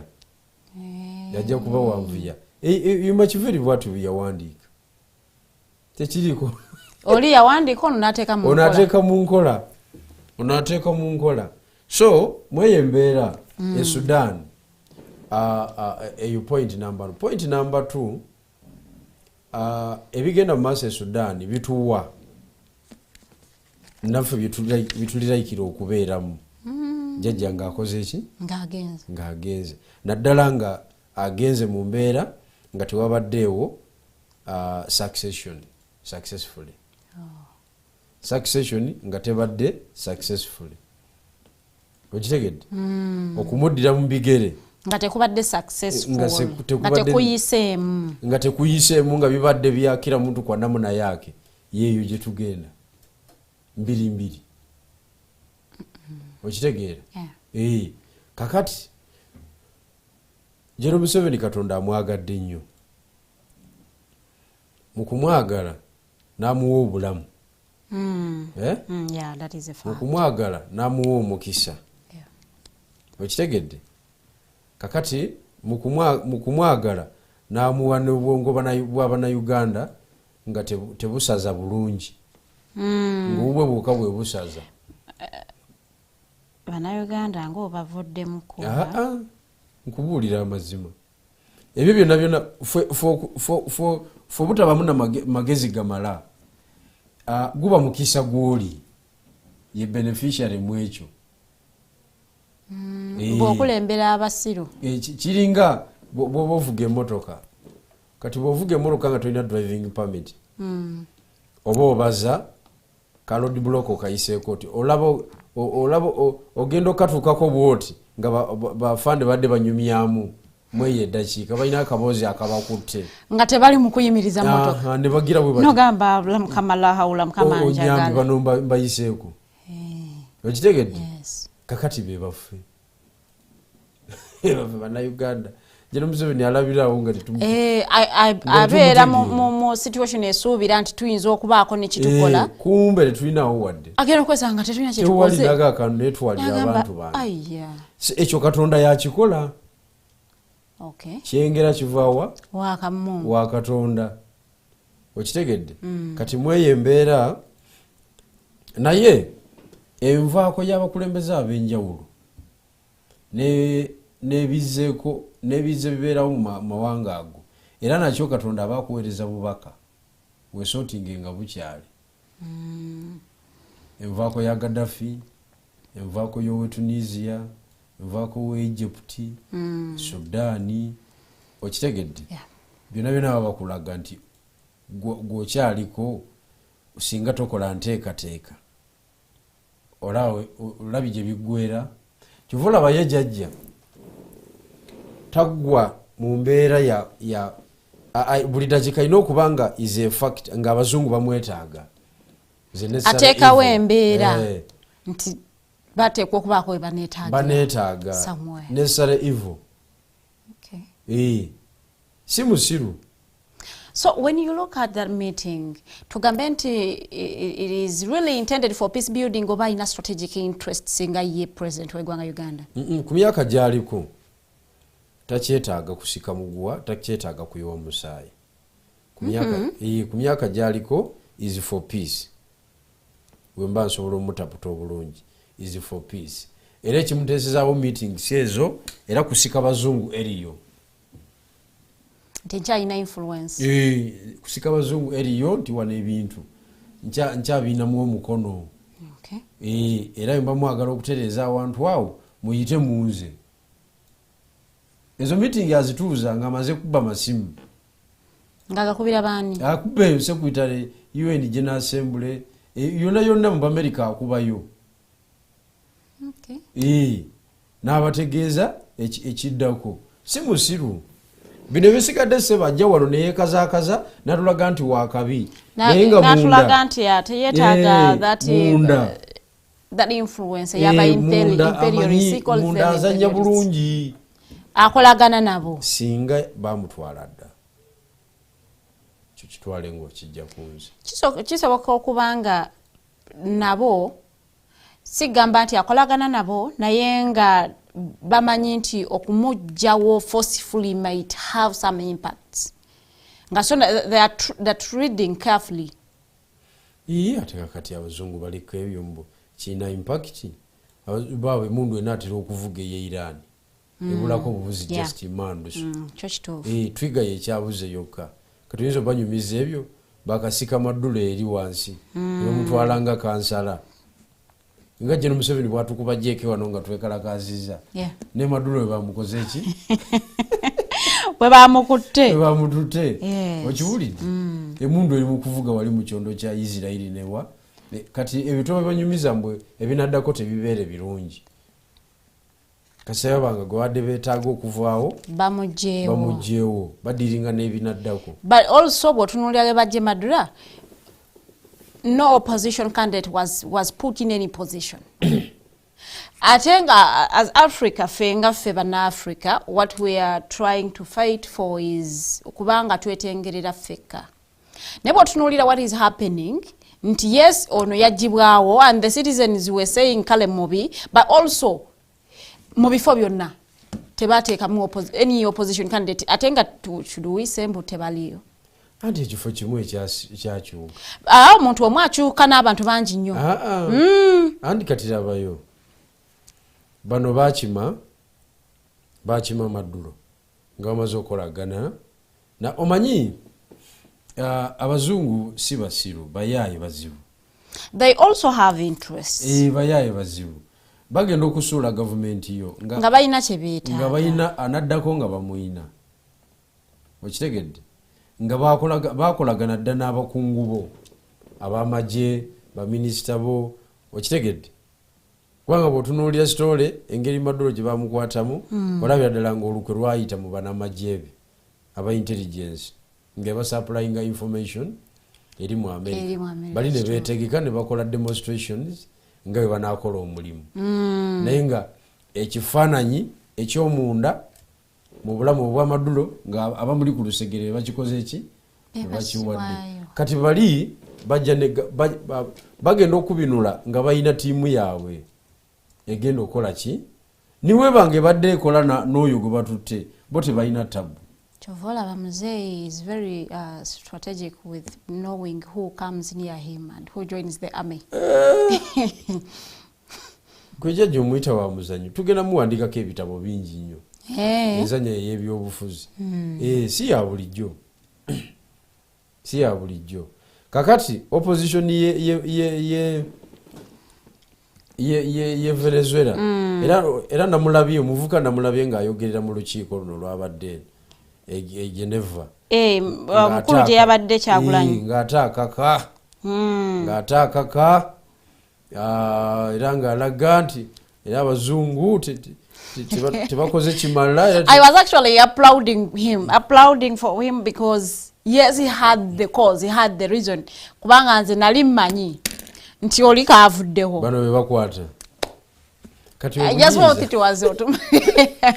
obuyinza kuba kwepositioninga obuyinza gubanga muti tegugwira ataliiwo era bwe batoliiwo osanga busanzi ne bagamba nti omuti bagukoze eki omuti gwagudde tegusobola ataliiwo tagwirwa muti kituufu kati power bino byetubeera bino mbu tuli opposition tuleekaana gavumenti egende bali bakwasa ensinga. Do you have the capacity to hold the government? Do you have the capacity to run the government? Ekyo bakiraba gwe kyokujja n'oteekamu essuuti n'oleekaanamu obuleekaanyi oyinza okuba olina factors zotakola ki zotamalaayo nga tebajja kukumalirako biseera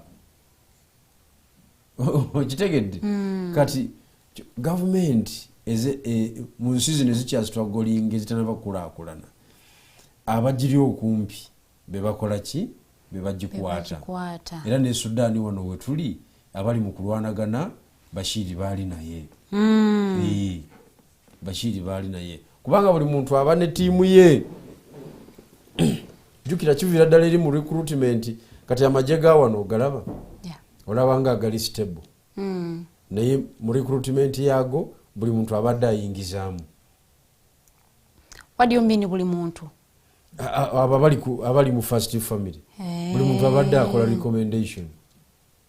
So waliyo nga bawuliriza muhoozi oyo ayinamu ababe bayitirivu lwabwogo ayinamu ne bano basisita be n'abalina recommendations zaabwe bakola okitegedde ne geno sale owekapeeka naye ayina ababadde bayita ebyo ogendera ku recommendation y'omukulu General Kale Kayihura yabereranga IGP nga bana ayagala bakadeti 5 250 biva mu office ya president 250 office ya IGP ate bantegeeza mbu maje yeriyo barwati ba receive and train tebabuuzibwa bibuuzo tebakola ki receive and train just mbalaba awo nga mwina ba training I don't ask them questions toleta bingi omulimo gukulemye bwobuuza ebingi oba training agiise oba tagiise ayise kati amaje module eyo wegiwunya wewunya factions gye ziva okitegedde byonna government werudde webibeerawo ebyo those fractions are always created kati gomanje ekitegeeza okugamba nti bakadeti 5 but IGP's office einako 205 ne president's office 205 kati kiba kitegeeza IGP's office yokka abagitegeerera be baleesa abo era kyova olaba gavumenti yamulabukira omukulu ne bagamba Kayihura tojja soboka yali asavinze ebbanga liri ate yalifiiridde ku IGP naye would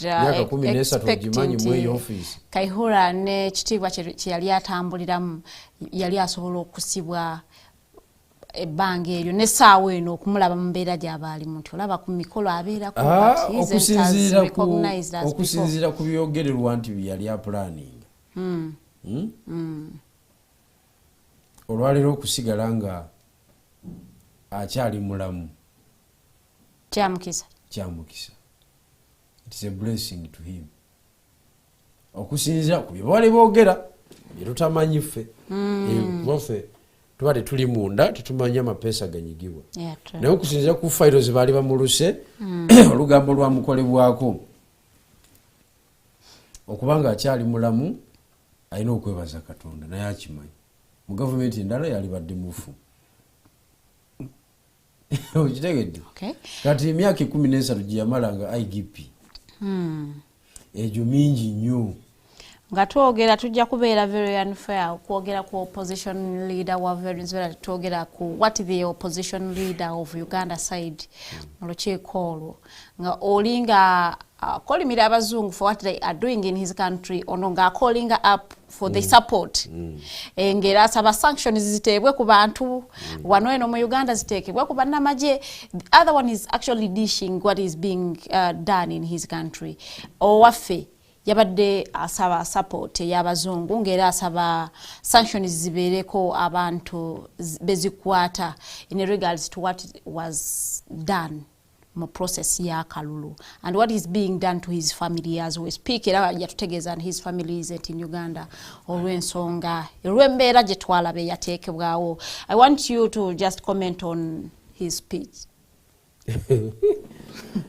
Speech ye tujogeddeko ebiseera biwanvu kisooka njagala okumuyozaayoza okutuuka ku eyo level okubanga ali recognized internationally era nga international forums ezifaanagana bwezityo bamuyita abeeko kyayogera but okuinteractinga n'abazungu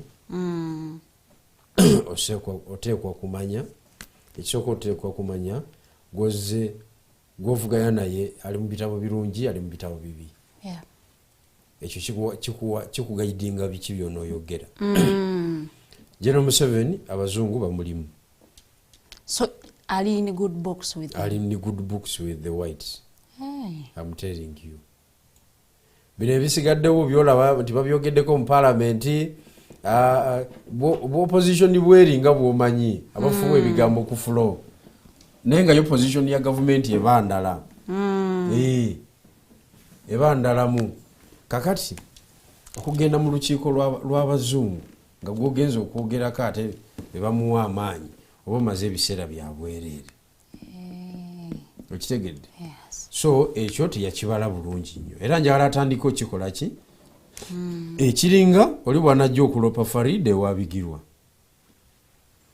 okitegedde ekyamazima ayinza okubanga amaze ebiseera byaki byabwereere abatasobola kulaba oba yamini good books nguyuwa yamusalidde Farida era nsala amagezi gonna agakupoteza oga kituufu olina ensonga naye nze mbadde nsaba obireke mpe ennaku nnya ntunuulira ensonga eyo kati mu nnaku ennya mba nfunye eki solution ku nsonga eyo era n'ovuiramu awo kati byebyo byennyini bye tulimu mwezi ensonga kwegamba abazungu we bali batadde jjajja era tujja kukiraba singa baba tebakyamwetaaga nga they're not working with era him tujja kukiraba nti bamukoze eki nti bamutadde takyalina support y'abazungu bulungi nnyo mulabira ku ki ku bikolwa ebyenjawulo eyo babikoze eki bweti America bwe yejje mu USAID asooka tuuma buyambi ne yejjamu nkugambye tuba tukoze eki tuba tubiraba ekintu kyano kya Bungereza America just mutabanyi wa Bungereza ye mutabanyi omukulu amutambuliza ensonga z'ensi yonna naye ng'ekintu kyawano kya Bungereza okitegedde ekyokubiri Buganda waffe yagenze okwogera tiyabadde fakicyo tiyabadde na facts ku fingertips ekikwata ku Uganda n'akaluke yakavaamu bambuuziza constituency ziri mmeka ziri 5 ekyo si kituufu constituency wano ziri mu 3 500 plus kigezi kyayogerako takitegeera bambuuza how many of those did you win tingana mu ana plus kati ku 500 woba olinako 49 kale niwogamba 50 kitegeeza olinako 10%. Okitegedde? But 90% eriwa. Iyo muzungu agambya toyina maanyi. Okimanyi tosobola ogenda ku interview nga tosuubira some questions and then they just get you off guard. They come out of the blue or yellow or green, out of the blue someone brings on a question. Kakati nga you have to gamble with the answer. Waliwo ebintu byolina okuba nga olina basics z'ebibuuzo olina okuba nga omanyi. Uganda olina okuba nga ogimanyi, regions, districts ne constituencies ne performance eyo ne ya opponent. Yobina kuba nga biri wano. Polling stations omuwendo gwazo nga bikuli nga tuwetaaga you do not need to read ng'obiina mu mutwe kubanga wakamala okwetoloola eggwanga emirundi ebiri kati yabadde fakicyo olaba omukyala yavudde Iran yadde ayogera ng'akulaga nti fakisi ezikwata ku nakyemalirawo Iran aziina towetaaga kumukona ku mutwali okajjukire n'akasajja ke Venezuela nako kalaba kadde kakayana naye nga facts kazirina that man I told you I was in support of that man. He had all what it takes to bring his point to naye bakabuusa omukisa balabe bakwata ekintu why factors ezikwata gavumenti oziina oba oli kalenzirenzi but we should put embeera ye into consideration embeera y'omukulu Kyagulanyi right now nti taliwe like alira ku nsiko you might find that ali mu kudealinga n'ebintu bingi omanyi when you are under stress. Let me give you an example. Bajja ne batukwata I always have my daddy's contact offered and my brother's contact bansabe namba gye mmanyi nga sijjukira ko yadde so if this person is under stress kisobokera ddala okubanga ebintu ebimu yabyerabidde not because tabimanyi but somehow embeera okuforcinga okubanga that time tobijjukira waliwo preparation kubanga tebamugwako bugi kituufu press conference ofumula ebigamba bamuwa notice ya weeks neyetegeka facts kwegamba tiimu ye yonna yo yebe yagala omukozesa ezo ensobi yagweko eri bahandlers be bali kyokka balubonga yatawuliziganya nabo ne basenyonyi awuliziganya nabo we want to believe on a daily basis because be bantu abali mu kutambuza ekibiina waatali okitegedde kati mweye embeera tebakulimba nti yali takoze eki just tamanyi bumanyi alina ebintu byatamanyi bingi naye alina abamanyi abamukoze eki abamuliraanye naye bakikola bali si bamanyi badestroyer bo omulimu gwabwe to destroy his politics awo oba paintings ekifaananyi ekyenjawulo nnyo to what the public knows nkubuulira ekifaananyi ekirala kyotasobola kulaba because we are digesting issues exactly but kiki ekikuleetera okulowooza nti bali ate kyokumuzimba bamudestroy nga bamumalawo anti kasita bakuteeka mu ntalo eziteetaagisa ezekyana ekito ezewalika bo ne bazikuteekamu bakumekinga okwawukana n'abantu bo ab'enjawulo awatali nsonga bo basigalewo kati baba bagattako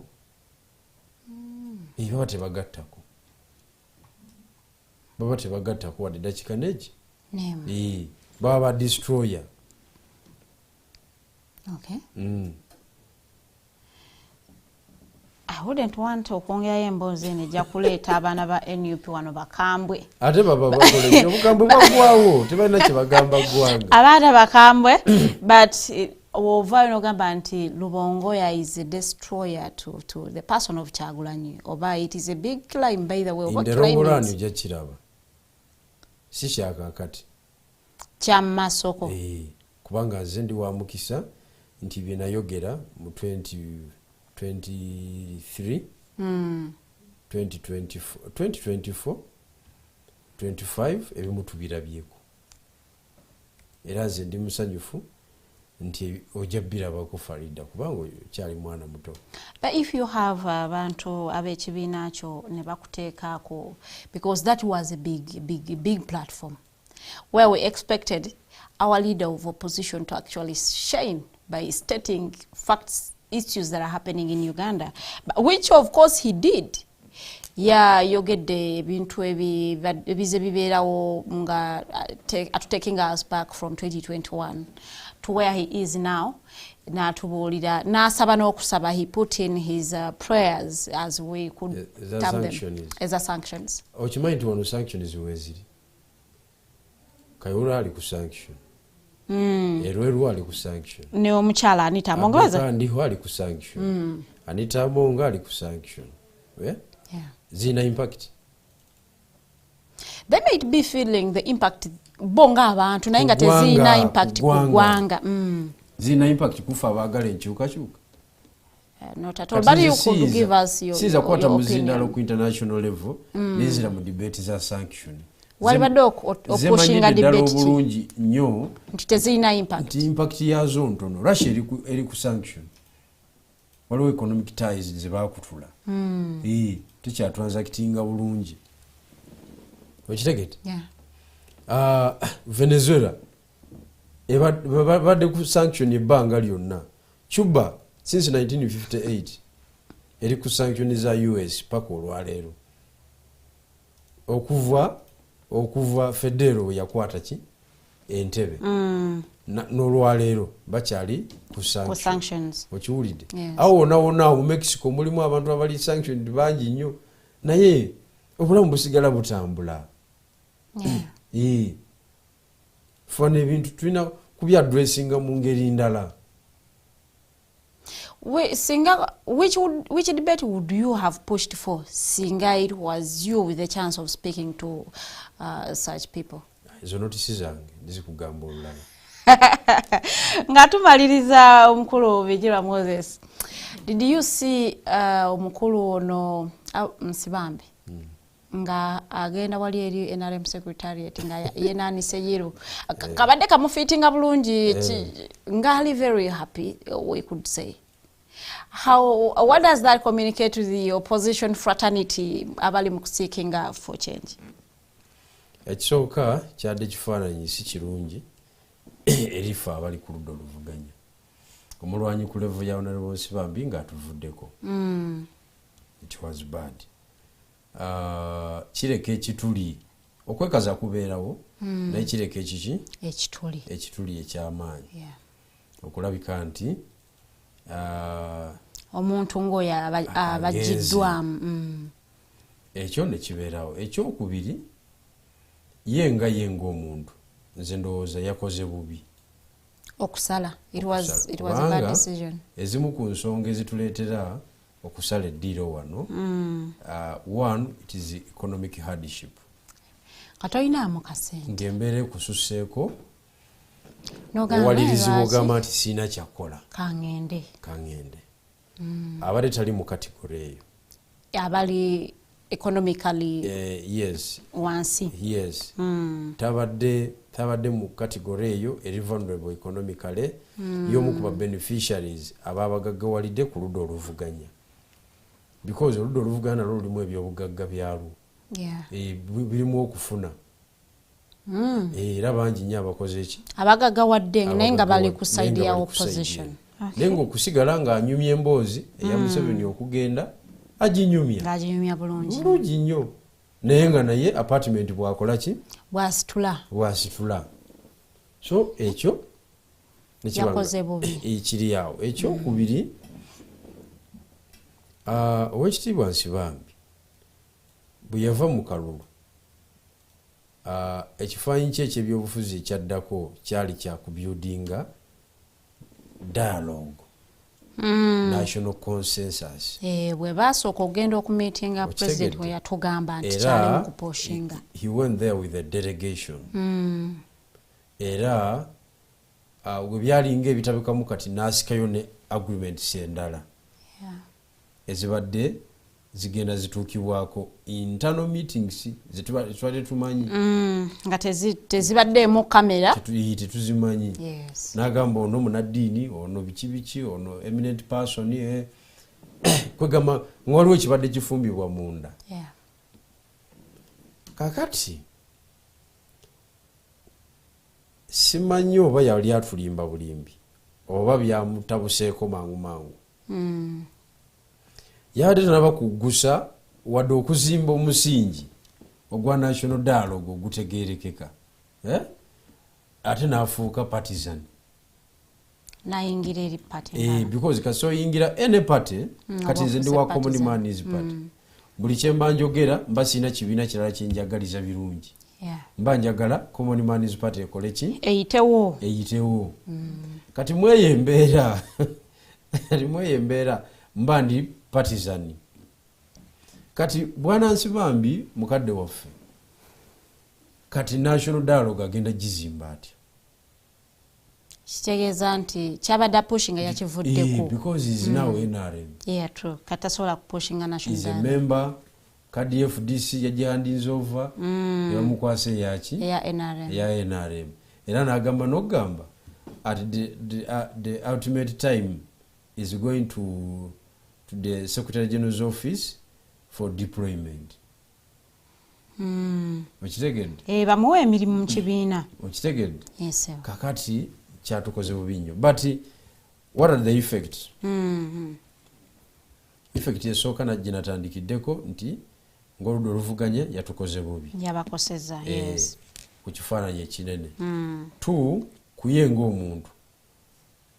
Region gyazanyiddemu ebyobufuzi module eyo nzibu nnyo, Central Region nzibu, region eboola, region enenya omuntu akyuse kubanga eberowooza nti omanyi lwaki struggle eri. Okitegedde? So agenda kaluubirirwa mu society, mu bulamu buno obwa bulijjo, agenda kaluubirirwa his social life. 2,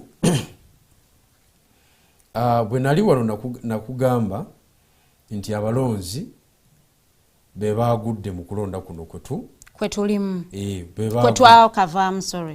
Abalonzi b'Emawokota balonda NRM, kandidate w'NRM, nekiraga nti si bamativu n'enkola y'opposition.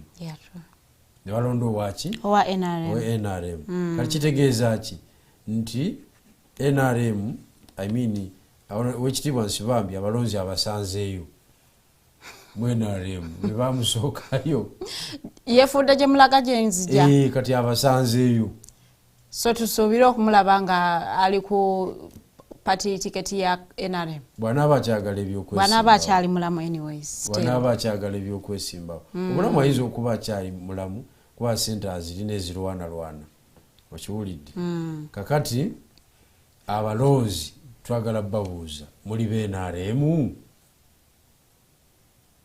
nze abewange kamuli kyetaaga na kubabuuza they have demonstrated it not once not twice that NRM they are NRM. naye what is wrong with okulonda omuntu wa NRM singa abakolera abantu nenda sebo kuno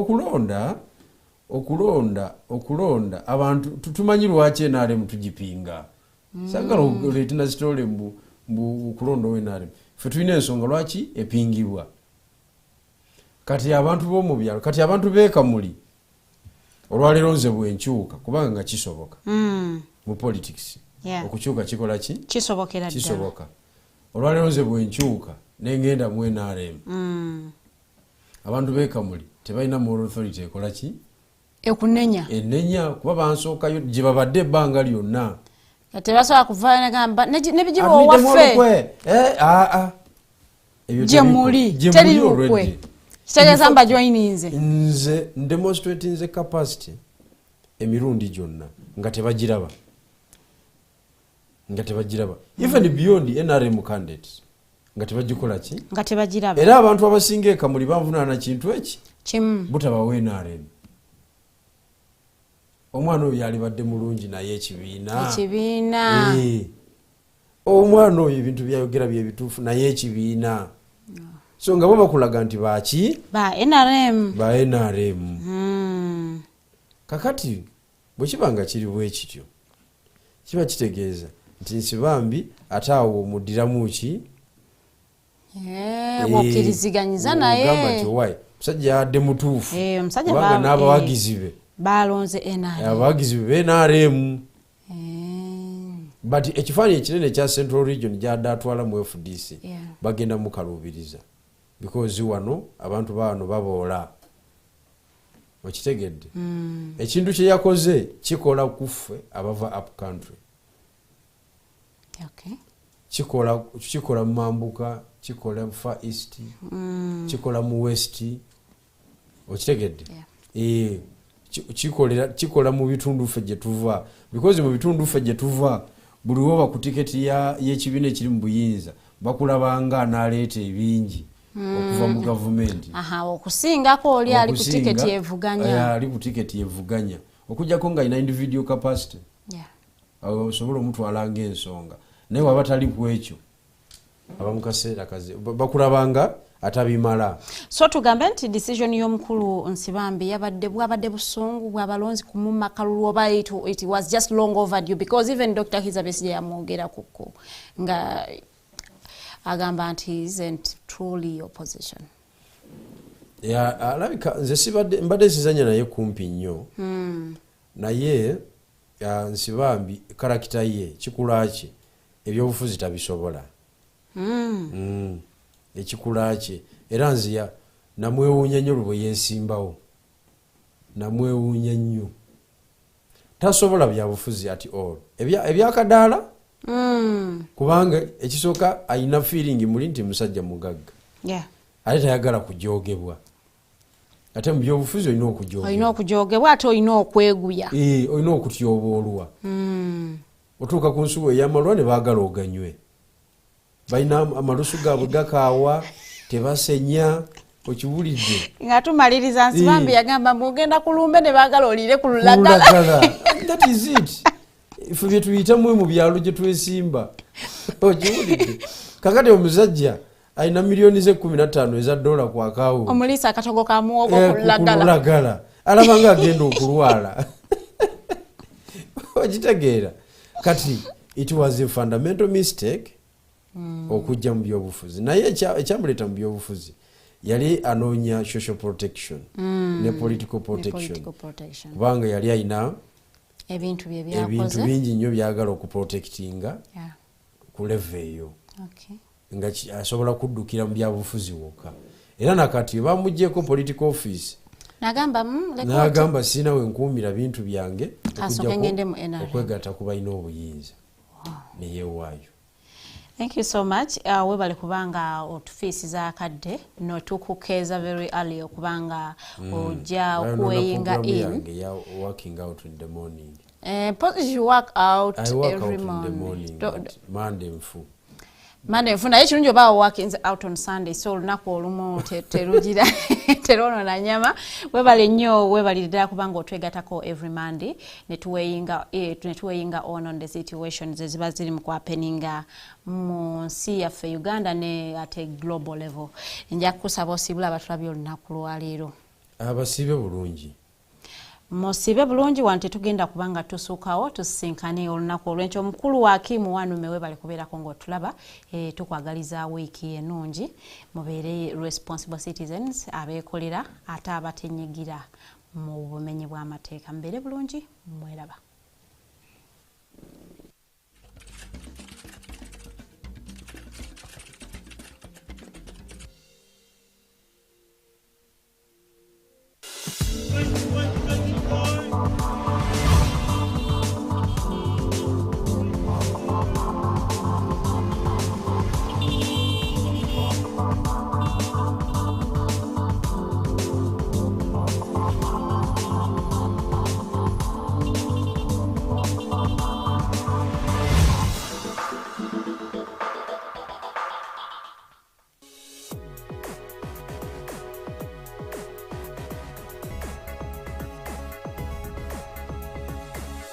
The Alternative Dig Talk. Real issues, real talk.